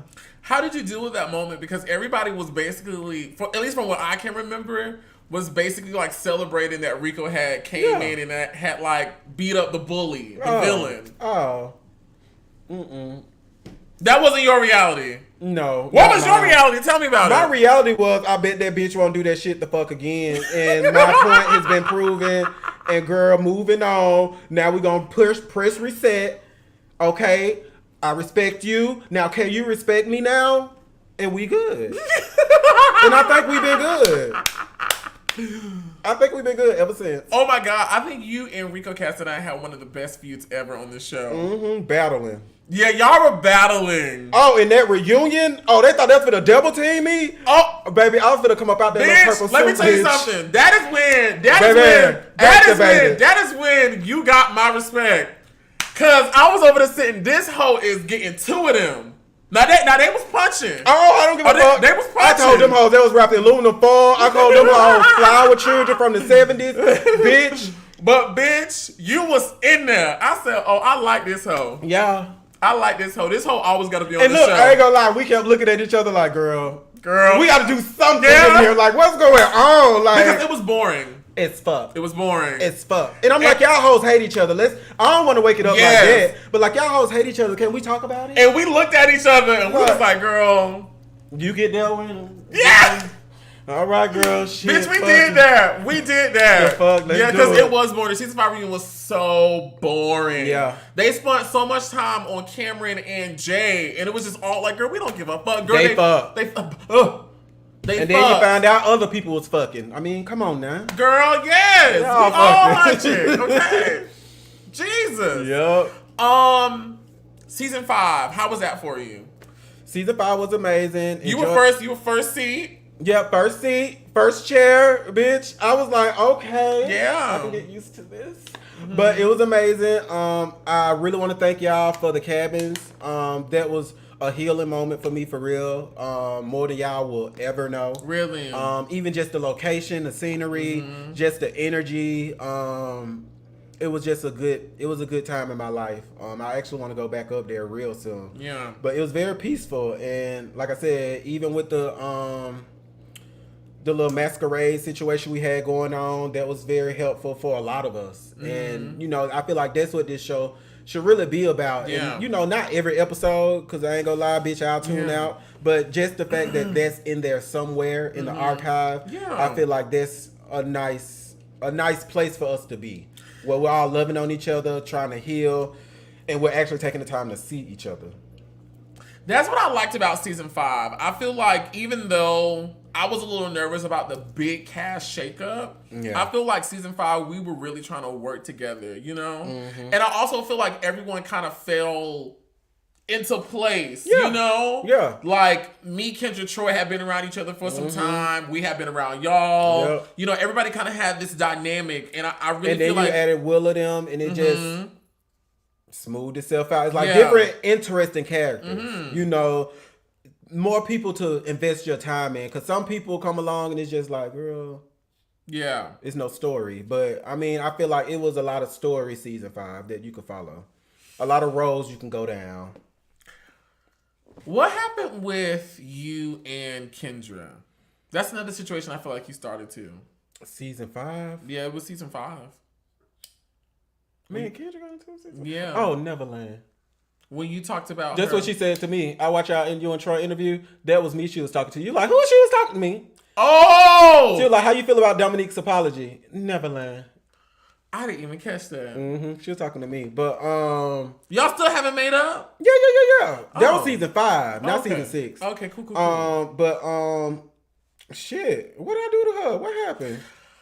Y'all help me out. I remember you saying something about the way she looked at her green screen. Oh, girl, let me tell you. So when it comes to shit like that, if you're gonna be my friend, girl, you're gonna have to just take it how I give it. Bitch, I want everybody to look good.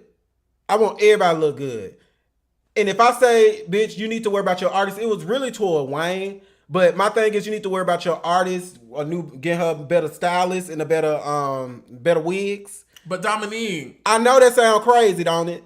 But you got a whole bullet. A bullet? What she got shot? When you said you need to worry about your artist and get her better wigs. Okay, but that came out my heart. But do you see how that angered her? Unfortunately. Watching that, I said, "Oh, Dominique don't know. He's written his whole next year because Kendra's finna be in your ass. She finna be in it, and you asked for that one. It's okay.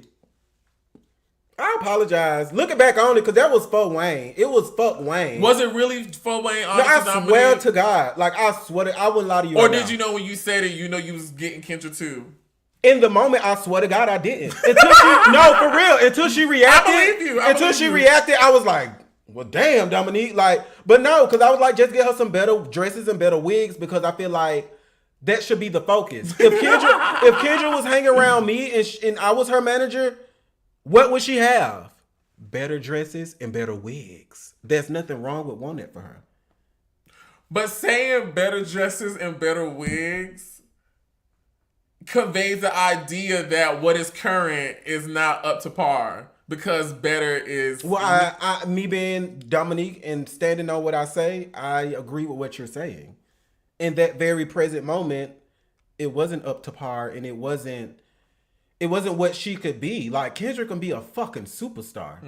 And I still believe that to this day. Yes, I agree. And I also feel like there comes polish with that. So in order to get to that level, we're going to have to leave some of this shit that she used to fucking around with Wayne in the past.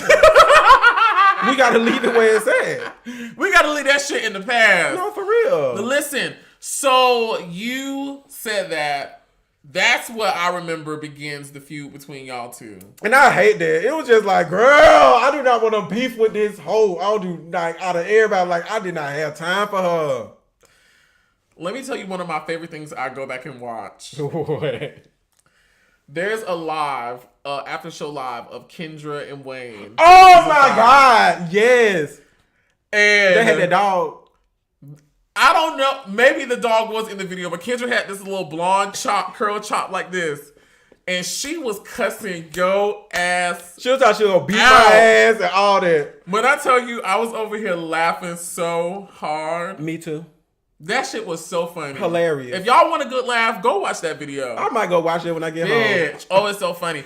And I was also laughing because y'all came in season 4 siding with this bitch attacking me, and now she attacking all y'all. She done got Troy. She done got you. She done twirled with Troy. She done twirled with Troy. She twirling with you. She done twirled with Rico Cassidown, but he didn't come back for season 6, so we didn't get that storyline. Rico with a K. I mean, Rico with a K, I'm sorry. We didn't get that storyline. Yeah, and y'all gonna lay up off my brother, and I'm gonna say this, and I'm gonna leave it. Lay up off my brother. What you mean laying? Look, a little tea that y'all ain't know. The girls were trying to come for my brother this season, and my brother did. My brother did choose peace, but just know, I was gonna ride for him. Oh yes, ma'am. The girls were ready. I wasn't one of the girls. I know exactly, and it was some of my people. So I'm just like, I wasn't one of the girls because Rico came in with me, and bitch, he gonna leave with me. Bitch, but the girls were ready to tear. I know. The people were ready to tear Miss Rico with a K know. Kendra was one of them. And I said, girl, y'all can't be doing that to my brother. But no, I get it. Everybody had their own issues. They can fight Jay was another one. I mean, but everybody don't realize like Rico's that person they talk to and confide Rico in. Cassidown was another one too about the diss song. Ooh, I'm being so messy tonight. Rico is not fake, Tony. Don't do that. Baby, I done ate this candy and it's just, I don't give a fuck. Yeah. It's okay. I don't give a fuck either. I naturally don't give a fuck. So we on the same way. But yeah, they was coming for my brother. He did, rub some people the wrong way. But at the same time, we all make mistakes. So and Rico said y'all will not capture that. No, because, I mean, let's be real. Chasing Atlanta is like a carousel, bitch. If it stopped and the arrow pointing to you, bitch, buckle up. You got a long season ahead. Yeah.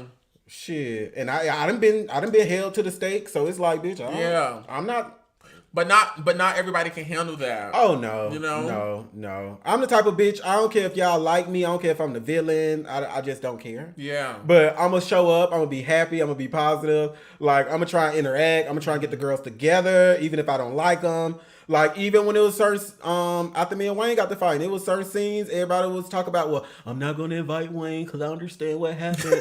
I'm like, girl, invite her. Let her do what she going to do. She pulled that same shit, it's going to be worse results because I'm going to be ready for it this time.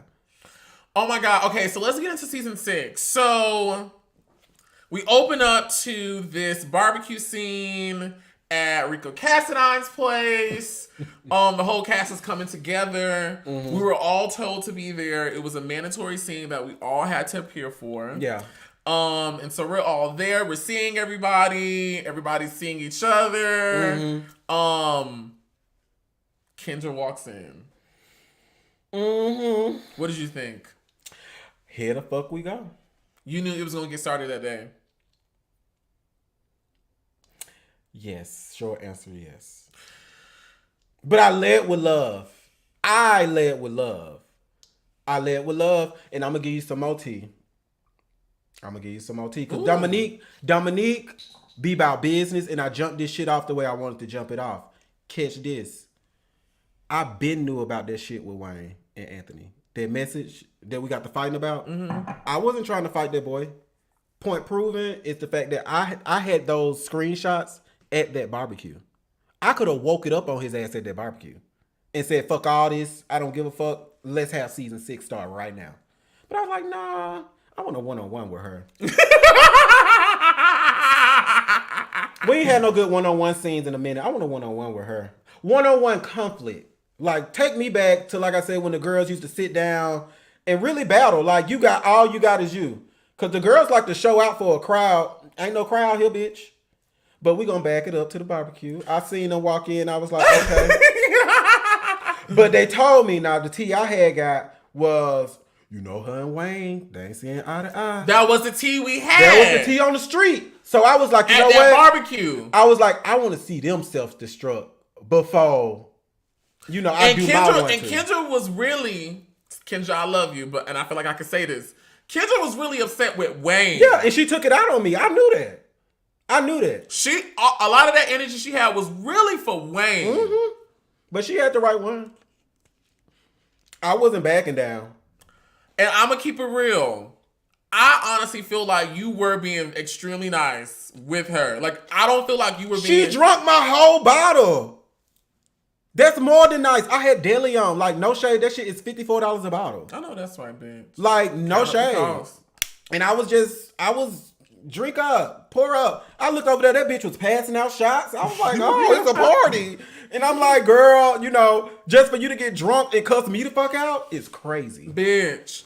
Take us to that moment. I was standing right there, but what do you remember? Okay, so I knew we had squashed the whole situation. Me and Troy had talked or whatever. We're gonna get into that. There was some talk about you being in some comments on Instagram, writing some comment. What did I say to her? Because Kendra said something about y'all had already talked and then you had went on Instagram and wrote some type of comment that got her upset again. It wasn't nothing to get upset about. I remember that, but I don't remember exactly what I said. But it wasn't nothing to get upset about. That's what you said. No, I promise you. She had posted "Walking Like a Dog" or something, and I was just like, "Yes, book your appointments or something." She just was mad because I was picking at her, like I was. But I'm like, bitch, you made a whole song about walking me like a dog, bitch. I can come in on what I want to come in on, just like Rico Cassadine when he made his diss track, bitch. I can say whatever the fuck I want to say about this song. And you can also kiss my ass when I'm done saying it. Rico Cassadine's diss song. Yeah, he was talking about, you know, fucking my ex and riding my ex face and all this shit and breaking the bed and all this shit. And I just wasn't here for it. But who else was on it? Was somebody else on it? I don't think so. I don't remember. I like the beat. Oh, okay. No, because what you just said reminded me of something else where, like, there was some beef with you performing the song with Rico with a K for chasing the beat. Rico with a K for chasing the beat. Mm-hmm. What was it? Remind me. It just made my brain go ding. These bitches want this smoke. Line these bitches up, about to smoke them like some dope. Rico Cassadine was mad with Rico with a K because he was on the song. So, that's okay, what it was. we could throw so much shit going on. We could throw the reverse real quick and push it right on forward. Okay. So, Chasing the Beat happened, and that was season 5, right? Yes. So we did Chasing the Beat. Yes. You paired us up. Yes. That's when all this shit happened with Troy and Jay and all that. Mm-hmm. And that's when you paired us up and you put me with Rico. Mm-hmm. Now, and everybody in mind, they like, oh, he gonna just pull up with some dogs like he did in season 4, or he gonna probably style Rico, gag them hoes and did a song. Gag me too, bitch. I said, drop the motherfucking beat. And I had my little dog in there, bitch, and I came out rapping. And them girls, everybody came from around the corner. I swear to God, because they had the whole cast there. Everybody came from around the corner like, what the fuck going on here? Bitch. It was so... Everybody was gagging. I'm a rapper now. Everybody was gagging, y'all. Everybody was like, and it pissed them off because Rico was mad, Wayne was mad, Kendra was mad. Everybody was mad.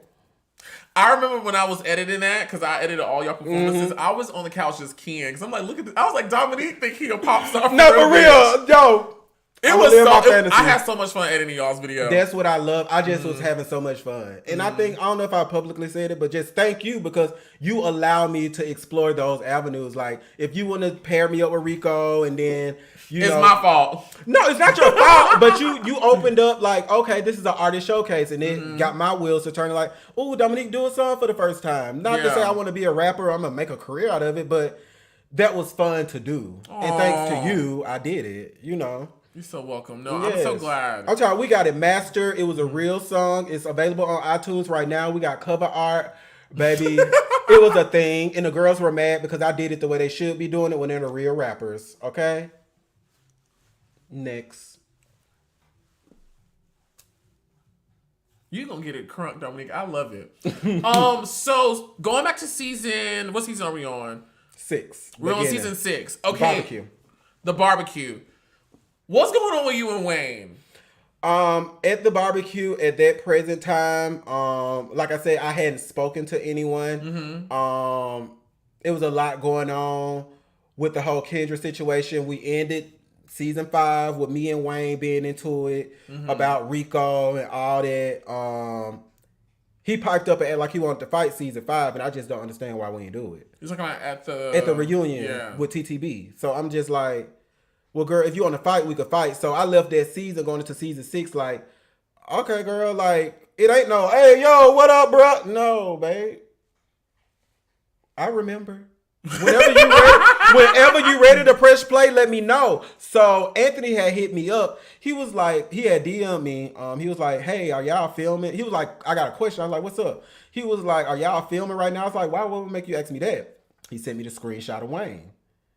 And in the screenshot, I was like, what's up, Big Ant? You know, basically trying to reach out or whatever. But he was left in a request. He was like, I ain't respond. I was just trying to see, like, what was up with this? I found this weird. I was like, well, you know what's funny? We are about to start filming. And this was literally late, middle March, but we had did that barbecue early April. So I had been sitting on that screenshot. I was just waiting to see Wayne. And I was going to say something to him about that. What did the message say? It was just like, what's up, Big Ant? What's good? No, what's gooey, Big Ant? And so, like I said, it could be taken out of context. It could just be, oh, he was just speaking. It could be whatever. But my point is, you playing in my face because, for one, you know we've broken up at this point. You know this is my ex-fiance. You know you have no interest in getting to know him as a person. So, like, you're only doing this to fuck with me. And when you fuck with me, I'm going to give you a reaction. And that's just how I am. Or I could be really sweet. I'm a Gemini. So I knew he came into this season wanting to fuck with me. So I was like, okay, I'm going to let him and Kendra self-destruct. He crying in the corner, walking off. She losing her mind in the front of the house. And I'm just sitting there with, like, once again with my deli on. I'm like, ooh, yes, honey. And she came and got a crunk with me. And the whole time I was into it with Kendra, I already knew how she did with Troy. So I was like, okay, last time Kendra got into it with a bitch and a nigga stepped to her, Wayne came out the left side, swinging on Troy. So I'm like, I'm arguing with Kendra, but I'm looking right there at Wayne like, bitch, you try what you want to, bitch. We gonna fuck this backyard up. But it ain't never happened. Everybody stayed cool, you know, smoke your cigarette, and, you know, we did our 1-2, and we was out the door. Would you have hit Kendra if she would have hit you? I said it on camera, if this bitch touched me, I'm gonna lay her ass out, but I would have restrained her like APD. Oh, come on, you strong. Yeah, I would restrain her. You'd be like, ooh, my mama used to do that. That's what you would have said. I done seen my mama do this to folks before. Yeah, get on your knees, bitch. Oh my God. You're such a firecracker, Dominique. So then the fight happens with Kendra. Kendra leaves the show. I felt so bad. Did you? I felt so bad. Yeah, I felt literally, bad too. I was fighting. Literally, I don't know who knows this, but I was fighting for that girl to come back. Really? You could ask Dario. I was like, please let the girl come back. I don't know, like, if you gotta bring her in through me, having to sit down with her, apologize about what happened, and we never gonna do that again. Like, just bring her back. Fast forward to me having the therapy session with Twan. I set that up for the trans girls. Oh, nice. Just so Kendra can come back and be introduced, and yeah. I do my part. You know, the girls don't give no recognition, but It's I do okay. my part. I don't even need it. God gonna bless me. I know that's right. I know that's right. So we move past Kendra. The next one up on the list is you and Wayne. What is happening leading up to this now infamous meetup at someone's patio? At someone's... Child, that was production house, and it's crazy that that boy did all that at production house. But Jamar house, ain't it? Jamar messy. Jamar messy. Messy as fuck. I know she in the Jamar, chat. you That's how messy she is. I You know she in the over chat. here. I know Jamar's she in the so chat. messy. But One of the messiest producers ever on I Chasing live for her Atlanta. because she helped us make it happen though. No Yes, shade. she do, and we love her. We love her Yeah. down. Y'all would not have Chasing Atlanta season 6 if it was wasn't not for Jamar. Jamar, you know what I'm saying? And Dario, she cute, but Jamar. Baby Scotty, you can get it too, baby. You know how I get down. Love you. I love Scotty too. I love Scotty. Scotty, I'm so proud of you too, Scotty. I was on your page earlier today. I'm so proud of you. He do amazing things. Scotty's doing his thing. He was one of the people who used to watch our show back in the day when I first came on. That's how I became to know Scotty. And that's how I know Jamar through Scotty. They was reviewing the show, and I end up getting on Jamar's page, and I did an interview with Jamar, and here we are, child. Yeah, shout out to Scotty by nature. Yes, but so yeah, we got into it. I seen What him was at the happening? barbecue. What was happening leading up to that? Was there any internet spats? Were you guys going back and forth? So you hadn't spoken to Wayne at all. I don't do that. This was y'all's first time speaking at all about That. Yeah, that's why he was so gagged. You didn't catch his face? That hoe was gagged. I said, what is this? And I was like, you can't read? What is this? What's up, big? Yeah, bitch. What the fuck is this, hoe? Explain yourself before I knock your ass the fuck out. hey. Like, but yeah, he had pissed me off that day. And what's crazy is it was 3 production people. I ain't gonna say who all it was. But that's how I knew something was finna go down. It was 3 production people for me and Wayne. And I was like, girl, get all the angles in. I don't give a fuck. Cause I'm still finna do what I'm gonna do when I get out here. Who hit? He hit me first. I let a bitch hit me first. And what did you think in that moment? I'm finna wear this bitch out. The best of my ability. To the best of my ability. Like, no shade. Like, because it was the disrespect, because we could have moved past it if you would have just been like, yeah, I was on some fuck shit, you know. We got into it last year, but we could be on a better page. My bad. There was some childish ass shit I did, but he never holds himself accountable for nothing he does. Even you've dealt with that with him and Kendra. Like, he's never gonna hold himself accountable. So it is what it was, and I may be butch, but at the same time, I'm from the streets, and baby, that's always gonna be in me. Yeah, it's a little something. Right. But I'm like, I'm not finna sit up here and let nobody disrespect me, and also play in my face and be disrespectful when it comes to something that really almost broke me. Yeah. Like, I just told you what I went through, Yeah. and now you finna come play in my fucking face. Bitch, I will break you in half right here, like on some mob wife shit. Oh my God. Like, that's the way I can go. Like, I can really go there. And I don't even like people seeing that side of me. But I just, even when it came to giving Jay Twan grace at the end of season 6, it was like, y'all don't know. Like, I will go to jail. I've been in jail 2 weeks before. Like, I know how to sit in jail. What you was doing? Well, it was for traffic violations. It wasn't nothing like crazy. But I sat in jail. My name was Lil Red. Who had deemed you that? Don't worry about it. The pod boss. No! The who? The pod boss. That's who run the pod. Don't fuck with him. What is a pod boss? It's you. So when you in jail, you in the pod with all the cells, and then the pod is like all your cellmates. So you'll come out, you'll eat together, you'll play together, and then it's pod H, pod J, pod I, and it's like, you know, How many people in the pod? 2 people to a cell, maybe 7 cells down, 7 cells up top, so maybe 28 people. If it's maxed And out. y'all like a little class. We just like a little class, like a little community. and then y'all have like a president.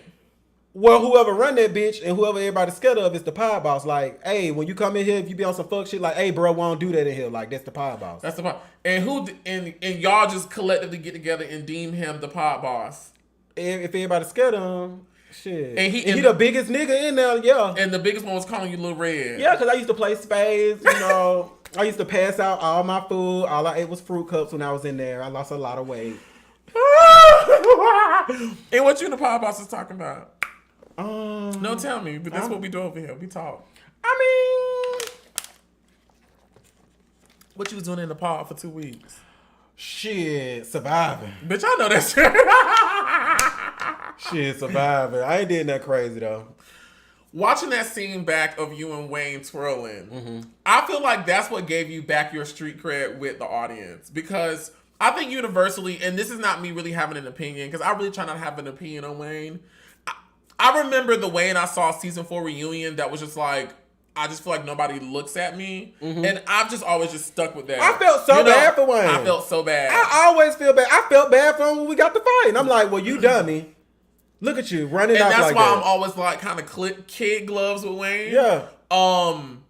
But I feel like everybody is like, not liking Wayne the most, right? Mm-hmm. And so when you hit him, I feel like that gave you back some street cred because you done beat up the villain. Yeah, there was like, Yeah. there was, bitch, we have to fight on episode 2.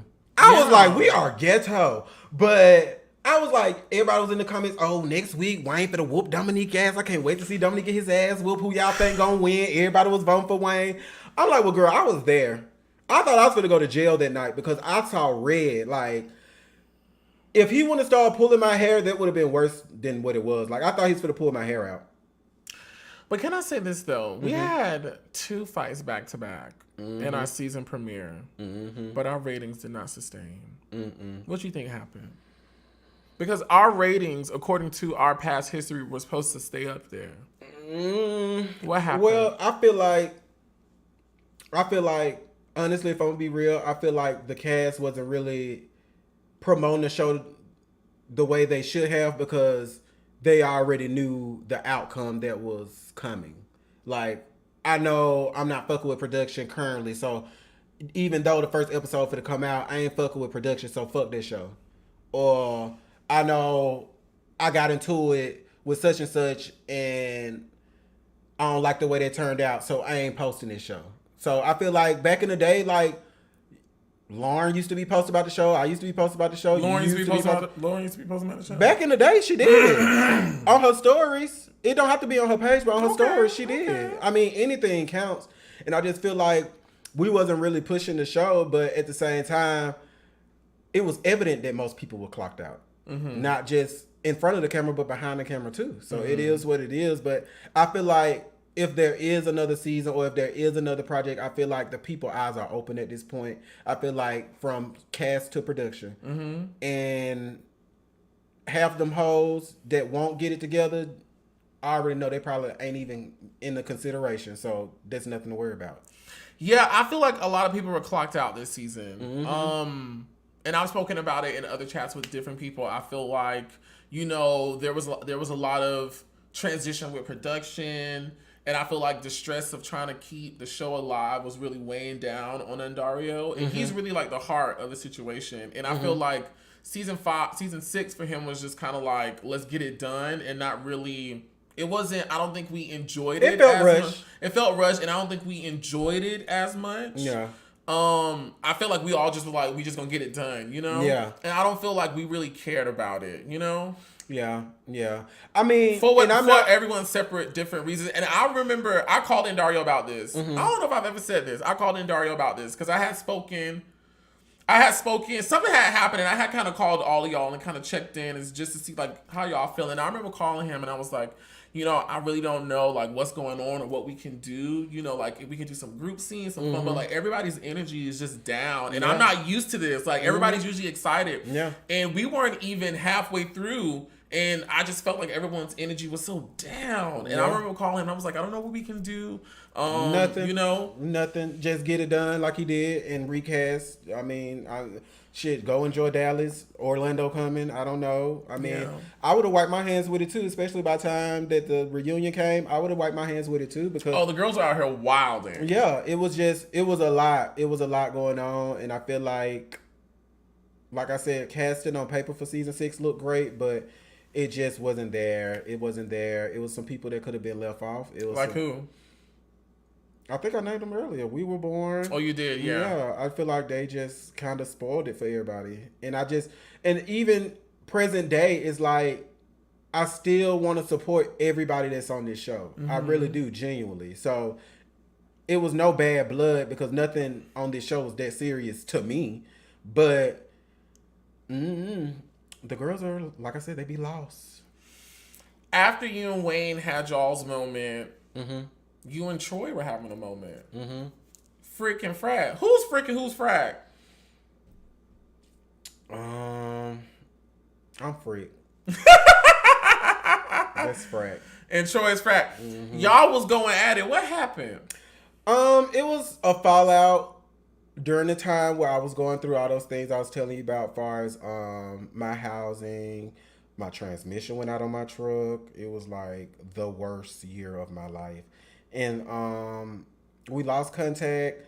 I mean, I would see him around. That was cool. But then I got a call from King Kane one day. He was like, I want to come over, woo, woo, woo. Nothing out the norm. I was just like, oh, I ain't heard from you. But at the same time, sure, I don't give a fuck. Come over. Before I even knew he was on the show, this was just me genuinely just being Dominique, being a friend like I always do, you know. Bitch, if I ain't heard from you, sometimes girls just fall off the map for a little while. So he came over, and bitch, he just dished all the shit they talked about at your birthday party. I remember seeing them talk at my birthday party. I was gonna come to your birthday party, but I'm gonna be real. I was like, well, I haven't been around the group. No shade. I know Troy gonna be there. Wasn't expecting King Kane to be there, but I'm glad I didn't go because that would have never happened, and I'm glad it did happen because I feel like it opened my eyes to some things because I feel like present day, just speaking on that situation, I feel like if I'm your friend and we're having issues, the last place our situation needs to be is in the streets or in front of the camera. I agree about that now. So, you know, I feel like... Totally agree. I mean, as wrong as Kane was for coming to tell me what he said, truth, lie, or indifferent, like, you shouldn't have said nothing. And this was Troy having a conversation with Kane. This was Troy having a conversation with Kane. And Did Troy confirm this conversation? Yes, he's confirmed this conversation. And I don't care if he had it with Kane I don't care if Kane initiated or Troy initiated it. Don't have a conversation. Because let's be real, I didn't even want to bring our situation onto the cameras for season 6. Like, I think everybody saw that. Like, no shade. Like, I care about my friends, and the last thing I want is an aha moment from bitch to be like, told y'all they wasn't gonna be friends. Right. Or fuck that That's what freaking happens. frack. And then just like, well, I was genuine through and through, so I don't know where the disconnect came from, but at the same time, we did reconnect when we started back filming, which felt good, and I feel like the show helped our friendship, you know, get back on track in a sense. But yeah, today we just, I mean, y'all seen the interview last week. Where is it today? Where can't you say it? Let me stop. Where is it today? After watching your interview that you did, I'm in it again. Jesus. Now how I get in it? You in it. I put myself in it. It's okay, but I appreciate you for allowing us to have this platform to speak our mind, Y'all like for real. it. But when it comes to, and this Some probably of y'all would help deserve it. it. Yeah, some of the, I mean, and this might help the situation. It might hurt it, but Oh, hold on. Okay, we're we're back. good. But currently, when I seen that interview last week, and you asked him like, "How are y'all?" and then he said, "We okay, we good." He groomed my dog. I was like,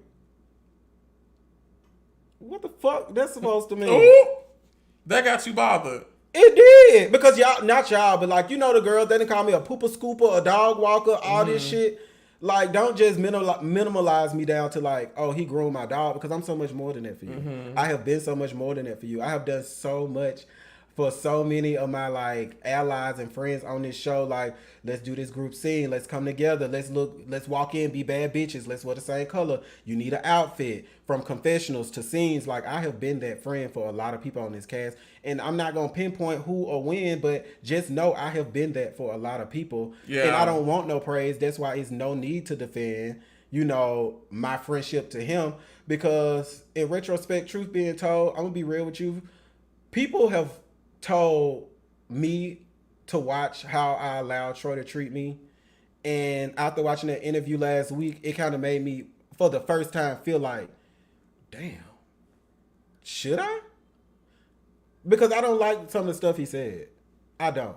Saying that I don't come to your job or come see you on lunch when I work around the corner. Bitch, I'm working. And I work hard. I work long hours. I got a suite in Buckhead that I got to pay rent and pay bills on. I got a booth rent over on the west side that I got where I work at the salon. I pay rent there. It's like I pay rent at my house. I got a car note. I'm trying to sponsor my own dreams. It's like I got a lot going on, and I have never made you feel bad about being unavailable. Ever. Ever, ever, ever. So it was kind of mind-boggling to see him say those things, and I was like, damn, bitch. So since I ain't come see you at Balenciaga, I ain't your real friend? Lord. I know what Balenciaga you work at, because, bitch, I done picked you up and took you home from work many days. And so I hope he enjoy his Tesla. Cause all that shit don't matter to me. Him saying he got a Tesla and a 720 credit score, like literally at 420 credit score. I don't know his real credit score when I met him, but I don't give a fuck if your credit score was a 420. Like I'm still gonna be that person for you. Yeah. Like I needed nothing from you. Yeah. I needed nothing for you but to be my friend. And I feel like, I don't know. Once again, I'm right back feeling disposable.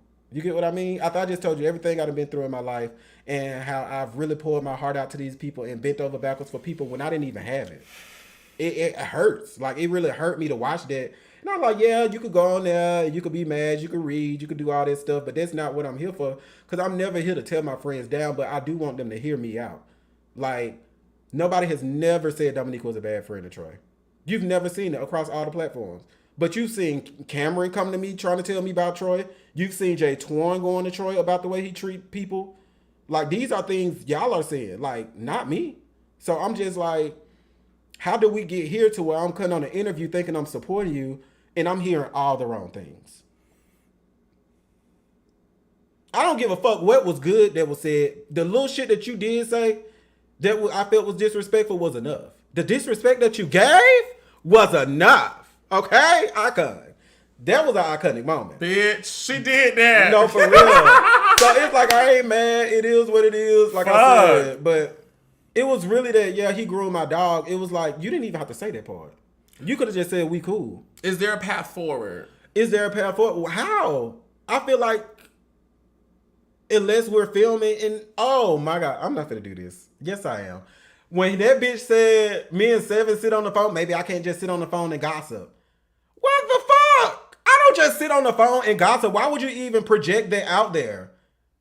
Like, I don't just sit on the phone and gossip. Yes, I'm a kiki with my girls, and I think they enjoy it. But I'm not gonna sit on the phone and gossip. Like, I feel like once I decided to continue being friends with Seven, the same bitch I was friends with when we were all friends, I was like the enemy or something. Like, he wanted me to, like, I think, say fuck her. I'm not gonna do that because I wouldn't say fuck you. You get what I mean? I'm loyal to my friends. Mm-hmm. And it's fucked up where we at. So I don't know if it's a path forward. I mean, I ain't tripping on him, but that shit was crazy. Like, I'm big bruh. He little bruh, always. So, and that's what I love. And you know how y'all get into it with y'all family. It's just, okay. It's gonna be what it's gonna be. It's gonna be what it's gonna be. It ain't like, oh, square up, bitch. No, he'll never be that with Troy. But to sit here and hear him say those things, I'm not gonna chase my tail like a dog. We did this season 6. I'm not doing this again. I hope y'all figure it out. It's need to figure it out. That's what we was at the beginning of season 6. People said, I hope y'all can figure it out. And we tried. So it is what it is. So you saying you done trying to figure it out? I am done trying to. What do I look like continuously trying to fix something when somebody already have their made up mind? Like, that's crazy to me. I left a nigga alone that I was with for 8 years. Do your wink. But, like, if I leave him alone, yes, I could leave a friend alone if it's not beneficial and we're not growing. Bitch, if I see you riding down 85 in your Tesla, bitch, and I'm in my throwback Infinity, bitch, I'm gonna wave my hand out like, yes, that's my girl. But, like, other than that, like, it is what it is. Like, I'm done. Like, are you saying the door is closed? It's cracked. Because, I mean, if he's with the little door stopper, right? The little plastic little thing. Like, when you waiting on room service to drop something by your room, that little stopper they put in there, like, don't come in this bitch, but come in this bitch when you're ready. But don't come till you ready, because I feel like if we're not gonna have a conversation to be real, yeah, we can just leave it alone. And that has nothing to do with nobody. I don't need all that. If anything, bitch, we can sit in front of a counselor, and then that's doing too much for a friendship. Like, sit in front of a counselor, like, I'll do that for a relationship, but, like, if we got to sit in front of a counselor just to get understanding, I'd rather just not understand. What is there to talk about? I have defended you to everybody. I have looked crazy to everybody behind our friendship. Like, I'm not gonna just be that beneficial friend and to look up like, oh, you know, we ain't talk, but you'll think like, oh, well, maybe he busy. Well, I see him out with the group chat girls all the time, so I'm like, I guess she kicking. Bitch, I guess the bus still running, honey. But I'm not finna be like, Oh, I'm so sorry for laughing, y'all. No, I'm for real. I'm not Who, gonna be a Dominique? beneficial friend. Like, Girl, you are going. I'm for real. My feelings are hurt, girl. Like, my feelings are hurt. Like, my feelings are really hurt. Like, I can only laugh it off because, like, bitch, I'll be in this whole crying for real. Like, I'm not gonna say that because I'll start crying. Like, because I really care about Troy and, like, that interview. Do you need 60 seconds? No, I don't. No, but for real, you know, I love him, but it's never, I don't feel like it'll ever be the same. Damn. I need Andy and a camera. Mm-hmm. I don't feel like it'll ever be the same. It's giving Candy and Phaedra. Mm-hmm. For real. Mm-hmm. I'm dead ass serious. All because of what he said last week. I feel like it's underlying, it's the undertone. It's like the projected, and it's almost like I'm not that friend for him that he is for me. And like I say, the whole sitting on the phone and gossiping with Seven, it's just like, you should have put a pin in some of that shit. No shade, you should have put a pin in some of that shit because like now you done peeled the can open and the worms are going everywhere. What worms? The problems that's gonna come. What problems coming? Stay tuned. Wait, what we tuned to? Because my point is like you don't do me like that. What's gonna happen? What we watching? Nothing. Just, you know, when people treat me a certain way, they get a different Dominique. Like, oh, okay, I got you. Yeah, that's it. It ain't no threats. It ain't no idle threats. It ain't nothing like that. Listen, I don't know what y'all reality TV stars be doing, you know? I just feel like it's just, we good. I remember back during season 5, before we began, I had heard about this incident when the children went up to some state. I think y'all was in Chicago. We went to Chicago. And this was the word on the street now, okay? And I'm just, y'all know, the word on the street was Miss Troy had went to Chicago and had lost her mind and had became a diva and was bossing everybody. Now that's what everybody there said, and I was not there. Everybody said it, and who was the only person like, nah, girl? Me. Sitting up there just defending my friend blindly. Like, just, that's my friend. Like, girl, no shade, bitch. I be high. I be in my own world. I'm on vacation. That shit that she do don't bother me because I know how to deal with people. Like, I take you as you are. And that's what bothered me about the situation. Like, bitch, out of everybody that never gave you strife about, like, how you treat them and how you act, that was me. Okay, so let me ask you this. In hearing all the things Troy has shared about what he was going through around that time with going to counseling and problems with his money and housing and just his identity, all those other things, does there come a place where some type of compassion comes into the conversation and it's like, okay, I understand the things that you did hurt me, but it was around this time when you were not your best. And let's just wipe the slate clean of the whole situation and let's just freshly start over. Let's just forget everything and let's just begin anew. Does that ever happen? Can that happen? No. I don't think so. Because once again, I feel like we're going in that circle that I was just telling you about. And so you're at peace with... Yeah. I love my life. I'm going to be on tour with Missy. Like, bitch. I got many things on the way. Like, I'm working on my children's book. Like, I'm focused on other stuff. And then the bitch said, oh, me and Nick ain't never made no money together. Who the fuck am I? Who do I supposed to be? Like, what? Like, that's my point. Like, why would you say that? Because that make me look like I'm lesser of a friend or like, I didn't know friends supposed to do that. Like, we're supposed to be out here like making incomes with each other. Like, I know if it happened naturally, okay, but to say that as if that's a quality that he doesn't like about our friendship. Oh, we haven't made money together. That's not my fucking job. But if you look on his YouTube page, my videos with him are the most viewed videos on his page. Dominique. I'm just keeping it a stack. He came on here and said what he said. I'm just keeping it a stack. Okay. These are facts. Numbers don't lie. So I have shown up. I have supported. That's my point in saying all of this. I have shown up. I have supported. I have been a good friend. I'm a good person. There's nothing to defend here.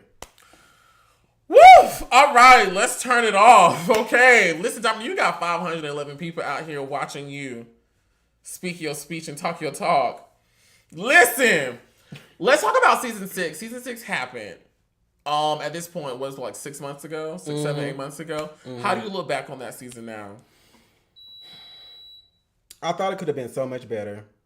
I do feel like it was a missed opportunity for me to get to know Berlin and J-Torn, just being honest. But all in all, I'm glad it's over. I'm just looking forward to the future.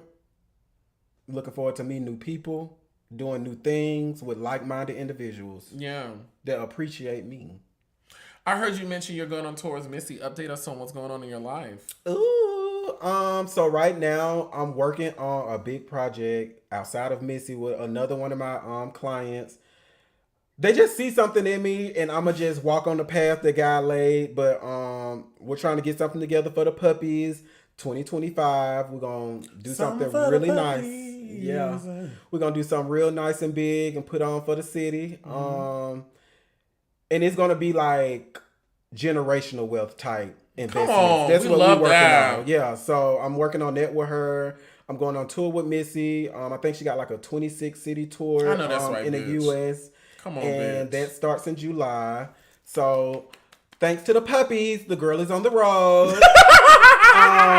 And after that, I mean, if everything goes as planned, you know how tours go. Yeah. You start in one place and I love that for you, you Dominique. branch off and, you know. I love that. Like, I absolutely love that. And Thank you so much. I feel like people have tried to like clown you for what you do. I remember I was on a live a couple weeks ago, and I was talking about one point, and I was like, Dominique, I was like, Dominique going to go groom Missy's dog. Yeah, and yeah, they, yeah. And they thought it was like a read, and I'm like, No. what are you talking about? Like, that's And it was so crazy. I was up at like 2 a.m. watching that shit. I'm like, Oh, what that's am I not a doing read. up? That's a queer person of color who's created a business that is being solicited by someone like a Missy Elliott. That is an accomplishment. That is. I about to say, I inspire so And now many going on groomers. tour. Now going on tour. Yes. So I didn't even know so many dog groomers look up to me. Even in the comments, they'll be like, yeah, Dominique, he like the real deal in the grooming industry. Like, because a lot of people don't know, and I'm not here to educate them on it either, like when it comes to shit like that. But these people know, like, I put my whole heart into everything. Like, when I walk out the door, I want to look good. When I groom see your it. dog, I want your dog to be top tier, We like, see it. to the best of my ability. Like, that's just the person I am. Yeah. And I feel like God is putting me on this path, and I'm headed places. Like, that's why when certain things happen that's out of my control, losing friends, losing relationships, losing businesses, whatever the case may be, I just trust God because at the end of the day, it's going to all fall in line the way it's supposed to. What's going on in your dating life? Ooh, dating. So, boys are stupid. Of course. Let's start there. Of course. I'm still dating. I'm still single. I'm still open for love. Like, I know a lot of people, when they go through stuff like that, they like, I'll never love again. I'll never want to go through that again. But I'm open to love. But it just haven't came yet. Yeah. It just hasn't. What happened to the guy, season 6 at the speed dating? We still talk. The one with children. The one with children. Like, we talk. Like, we're not together. I remember when you told me. I was like, girl, you want to be a stepmama. You want to be a stepmama. I got Chuck E. Cheese tokens. But he's cool. We still communicate. It's nothing serious. But I also have made so many friends, not close friends, but I've made a lot of friends from guys just trying to date me and it don't work out. So it is pretty cool. Just meet new people in that way. But at the same time, I'm not a hypersexual person, and we live in a hypersexual world in Atlanta. So when guys jump in my DMs and that's the only thing they want, they don't get the response they want from me. Like, so it's that navigating through all of that. So, I mean, I'm trying, but I'm also not settling. Right. But you can't, especially after all the things you've been through. You want to be really protective of that space, you know? Any reality TV up and coming? Ooh, maybe. Would you do Chasing Atlanta again? Well, I do Chasing Atlanta again. I've never asked anybody else's question. I don't know why. Yeah. You would do it again? Yeah, I don't care who they bring on. I know that's right, bitch. I love you, Dominique. I love you too, Oliver. Like, I really feel like, and I don't know whose chat I said this in, but I feel like the last great casting that happened after the season 3 girls was Dominique, and then the last one after that was Willa. Like, I really feel like you really came in and you really held your own and really rose to the top Thank you. of like one of the important personalities on our show, even, you know, surpassing some people arguably who probably have been there longer than you. But like, I feel like you really came in and you did your thing. The girls know my name. The girls know Dominique. Whether you like her or hate her, they know Dominique. And a lot of our pivotal moments each season, you know, we gotta give it up to you. Season 5, that fight was everything. Thank you. Fight was everything. Yeah, but I mean, it's stuff we look back on that we're not proud of, but at the same time, it makes us who we are today. Yeah. And I mean, let's be real. When we get like, I mean, we say we older now, but like when we get old, like, you know, 55, 60, we can look back on this and be like, child, look at us out there carrying on, child. You remember them days? Listen, we're going to go to a quick commercial break. Okay. And we're going to do a little outro and ask a little wrap-up questions. We got our friend Dominique here. Listen, y'all don't go nowhere. You are officially in the mix with Twigs. I will see y'all soon. Kenny should leave your boxing gloves at the house, okay? Need a daily fix? Get in the mix with Twigs, a live digital digest of queer commentary on reality TV and social media. I do have to play devil's advocate just a little bit. I think Nene is above Tiffany Pollard. Really? Let me tell you something, bitch. If you hit me, I'm gonna hit you so hard, you got to go get your man. Live every Monday night, only on the Oliver Twix YouTube channel. Watch and listen as myself and my bestest squirrel and girlfriends get into our favorite guilty pleasures. I know in working with children, we were always taught like children learn behavior through two things, for what's taught and what's allowed. As for me in my house, we would serve the Lord. You see what I'm saying? What is like the main key advice that you would give? Get a lawyer. And you just never know who was going to stop by in the mix. You know what, Sam? We're gonna go to you first. Let me say something right now. Just watching the show, my butthole was in a knot. Okay, so I'm gonna give you a lot, so buckle the up because I have so many opinions on this. Don't miss a good laugh and some exclusive tea. I have another phone call that I actually have recorded. I think she's still in the back, Dr. G. I'm waiting on her to get back on too. Get in the mix with Twix every Monday night, only on the Oliver Twix YouTube channel. See you there. Listen, guys, we are back in the mix with Twix. We got Dominique here from Chasing Atlanta. We are getting into the things of the things. I have thoroughly enjoyed this chat. You have given me so much exposition to replay and refeast on. This was freaking amazing. Thank you. Yeah. So like any wrap-up questions, any questions from you guys out there? Anything you want to talk about we didn't touch on before we get out of here? Ooh, shit, I think we touched on everything. I mean, we've been here 2.5 hours, you know, entertaining the people. I do want to let everybody know that, you know, always just take heed to the fact that we're all out here learning, growing, you know, don't be so hard on us. The comments go crazy sometimes, but that's the reason a lot of people spiral out here, you know, into these depressions and stuff. So, I mean, I think that's the biggest thing I can say to the audience, because everything else, I'm just trying to show them. Yeah. Yeah. I'm so proud of you. Thank you. And I'm happy for you. I know you got some things coming, and I'm super proud of you. I will be at the Chasing the Beat on the 7th. That's the day after my birthday, so period. What sign is that? Gemini. Come on, Gemini. You know me and Kendra got the same birthday. How do you like, I'm gonna walk him like a dog she grew. That's my I'm favorite gonna walk him like a dog she grew. I love that shit. That was bitch. I'm gonna walk that hoe. Mm-hmm. Maybe for my new project coming up, I can hit her up about that being my jingle. You know she out here grooming dogs. Good. I said, bitch. Y'all did all this shit talk about me, and now you doing it. She be grooming dogs. She be grooming dogs. She grooming them. She can call me for a class. No, for real. I'm offering one-on-one classes. How did you hear that? No, she is. It's public knowledge. Oh, for real? Yes, it's on her page and stuff. She grown dogs. Lord Jesus. If there was a season 7. She gonna be grooming dogs. Oh my God. Oh my God. Oh my God. No, for real. She gonna come over. She gonna be my little intern. I'll wash her up real quick. Teach her how to do some things. Dominique. Oh my gosh. You stay getting it crunk. Yeah, but I mean, that's just me. You got some questions for me? No, you've answered everything that I've always wanted to know. Did you regret bringing your relationship onto the show? No. Me either. No, because I was able to learn so much, you know? And, you know, like, when you have the whole world chiming in on, like, people who don't even know you, you know, even through some of the bullshit comments, there are some gems in there, and it does help you think about things from a different perspective. And so I'm happy in that regard, because I do feel like because I went through my relationship issues on a reality TV show, it matured me a little faster. Yeah, something that probably would have taken a regular dumb bitch 5 years, I got through it in a year. Yeah, you know, this is all about growing. Yeah.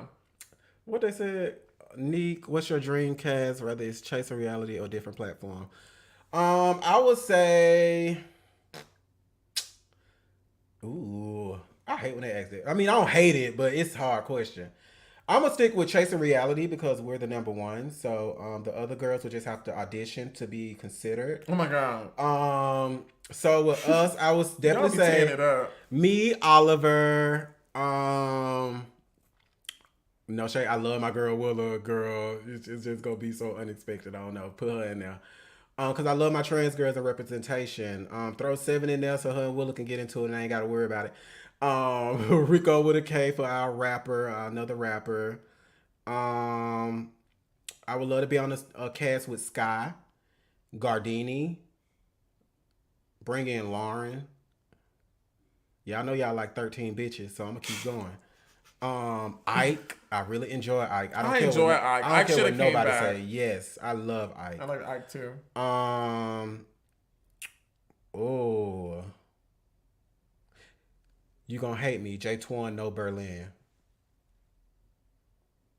Okay. Girl, I don't hate you. Okay. Because I think it's some unresolved issues there that I'll take care of.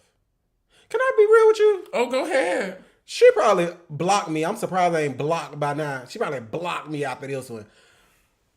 No, for real. Like, that's one of my regrets. That's another bitch I wanted to get my hands on. But due to therapy, I was like, bitch, don't you do it.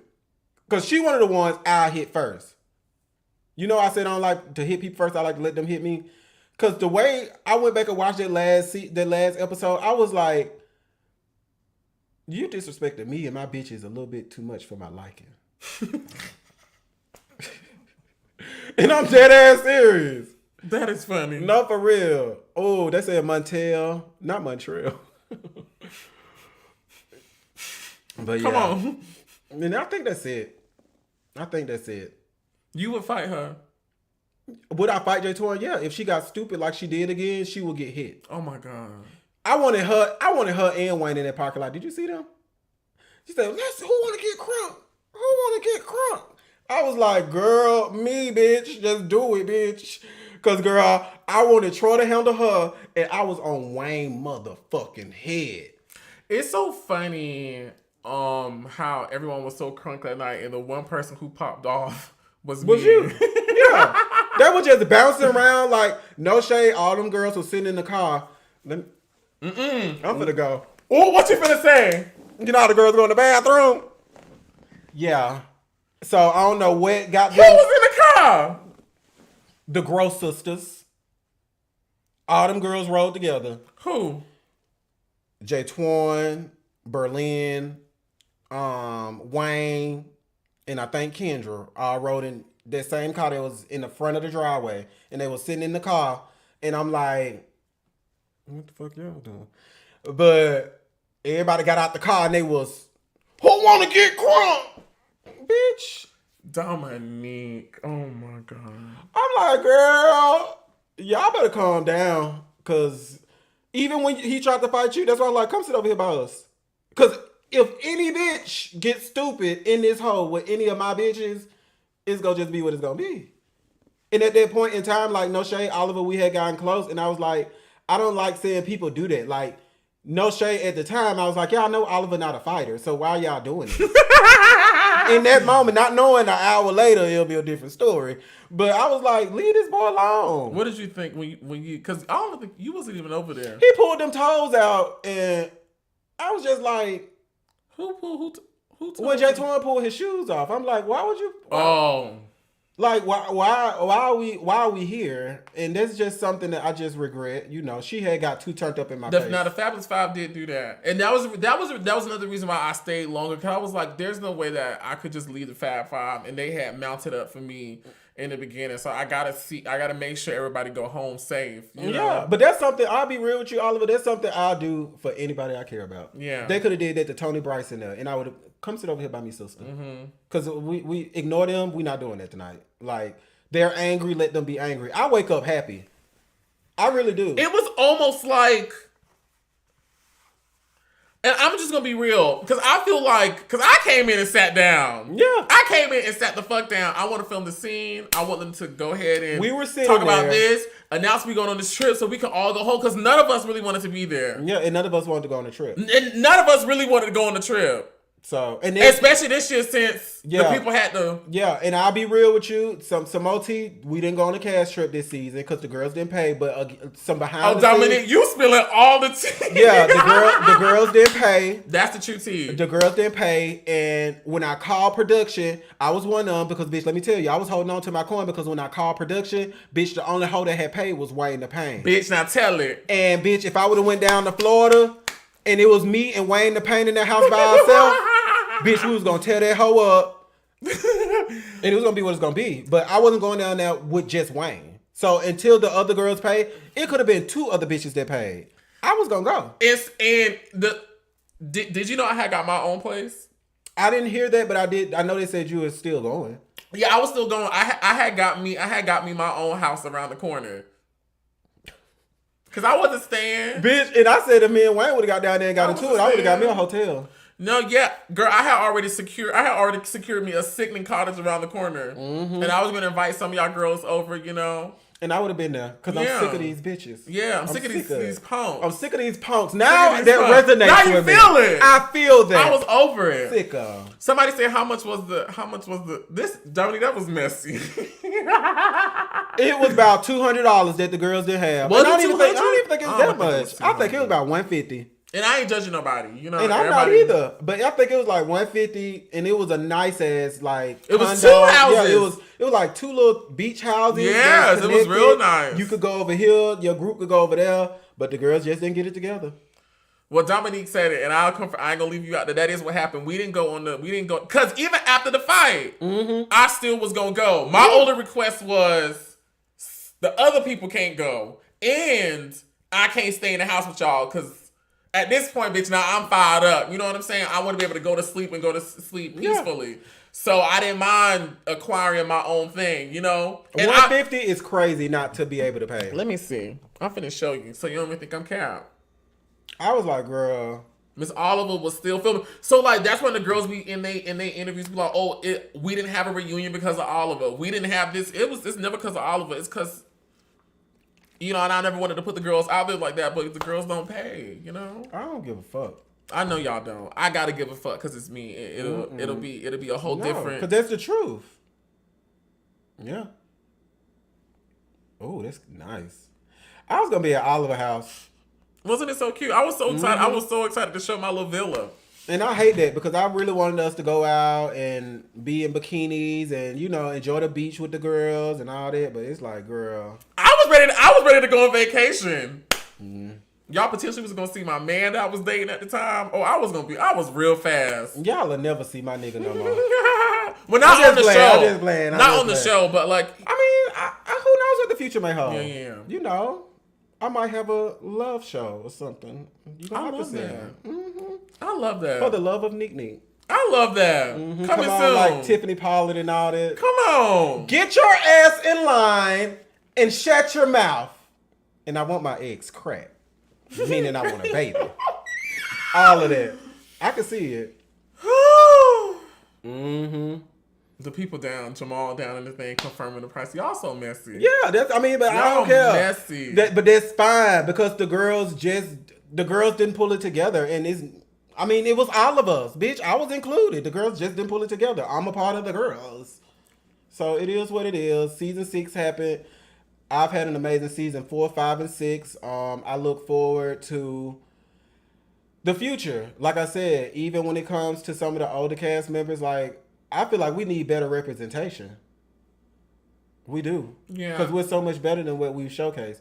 And I feel like if we can handpick some of the people, like a Lyric, like I was telling you that before we got started. I've been begging for Lyric London to come back to Chasing. Like, but I begging. understand why he wouldn't. Me too. I get it too. He's not even that type of guy. Like, yeah, I get it too. No shade. Like Lyric don't even seem like he on that type of time because for one, he seemed like he quiet, but it seemed like he'll drop a bitch too. And that's what I don't understand. This is what I've never understood. I've never understood how people that have tried out for this show who knows what it means to be disenfranchised because you're a queer person of color finally get on a large platform where a bunch of people are watching you and you're seeing your other cast members get positive ramifications by being on this show and you come on this show and just strictly focus on fighting with bitches who can give a fuck about you. Why not put that energy while you have this spotlight on you on propelling and building your business as an artist, as a personality, as a dog groomer, as whatever, as a cook, as a chef. This is the perfect time for you to secure the bag, but you're busy trying to secure a scene and argue with somebody and get a read when in 6 months no one will give a fuck. Nobody don't even remember. We did all the iconic moments. I don't think we mentioned it. Yeah, so quickly to be forgotten about. You gotta make it make sense, and you gotta live in the moment, and a lot of them don't. So they miss their moment, and the moment is gone for most. No shade, no shade. You know, he said the moment is gone. The moment is gone. Unfortunately for some, honey, but I really do hope that this is a learning lesson for everybody, myself included, about what to do when the next comes. You know, Yeah. And that's when you'll really see who's chasing Atlanta. Yo, for real. Or the world. Chasing the world. How about that? We're not going to put a city on it. The girls are going international. Dominique, I'm going to let you get out of here. Okay. I got my nipples pierced. Can I do this? Yeah. I got my nipples pierced, y'all. Okay, I'm done. I love you. I love you too. One of the most important...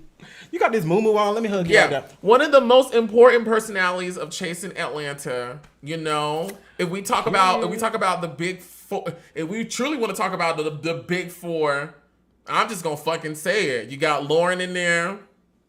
You got Oliver in there.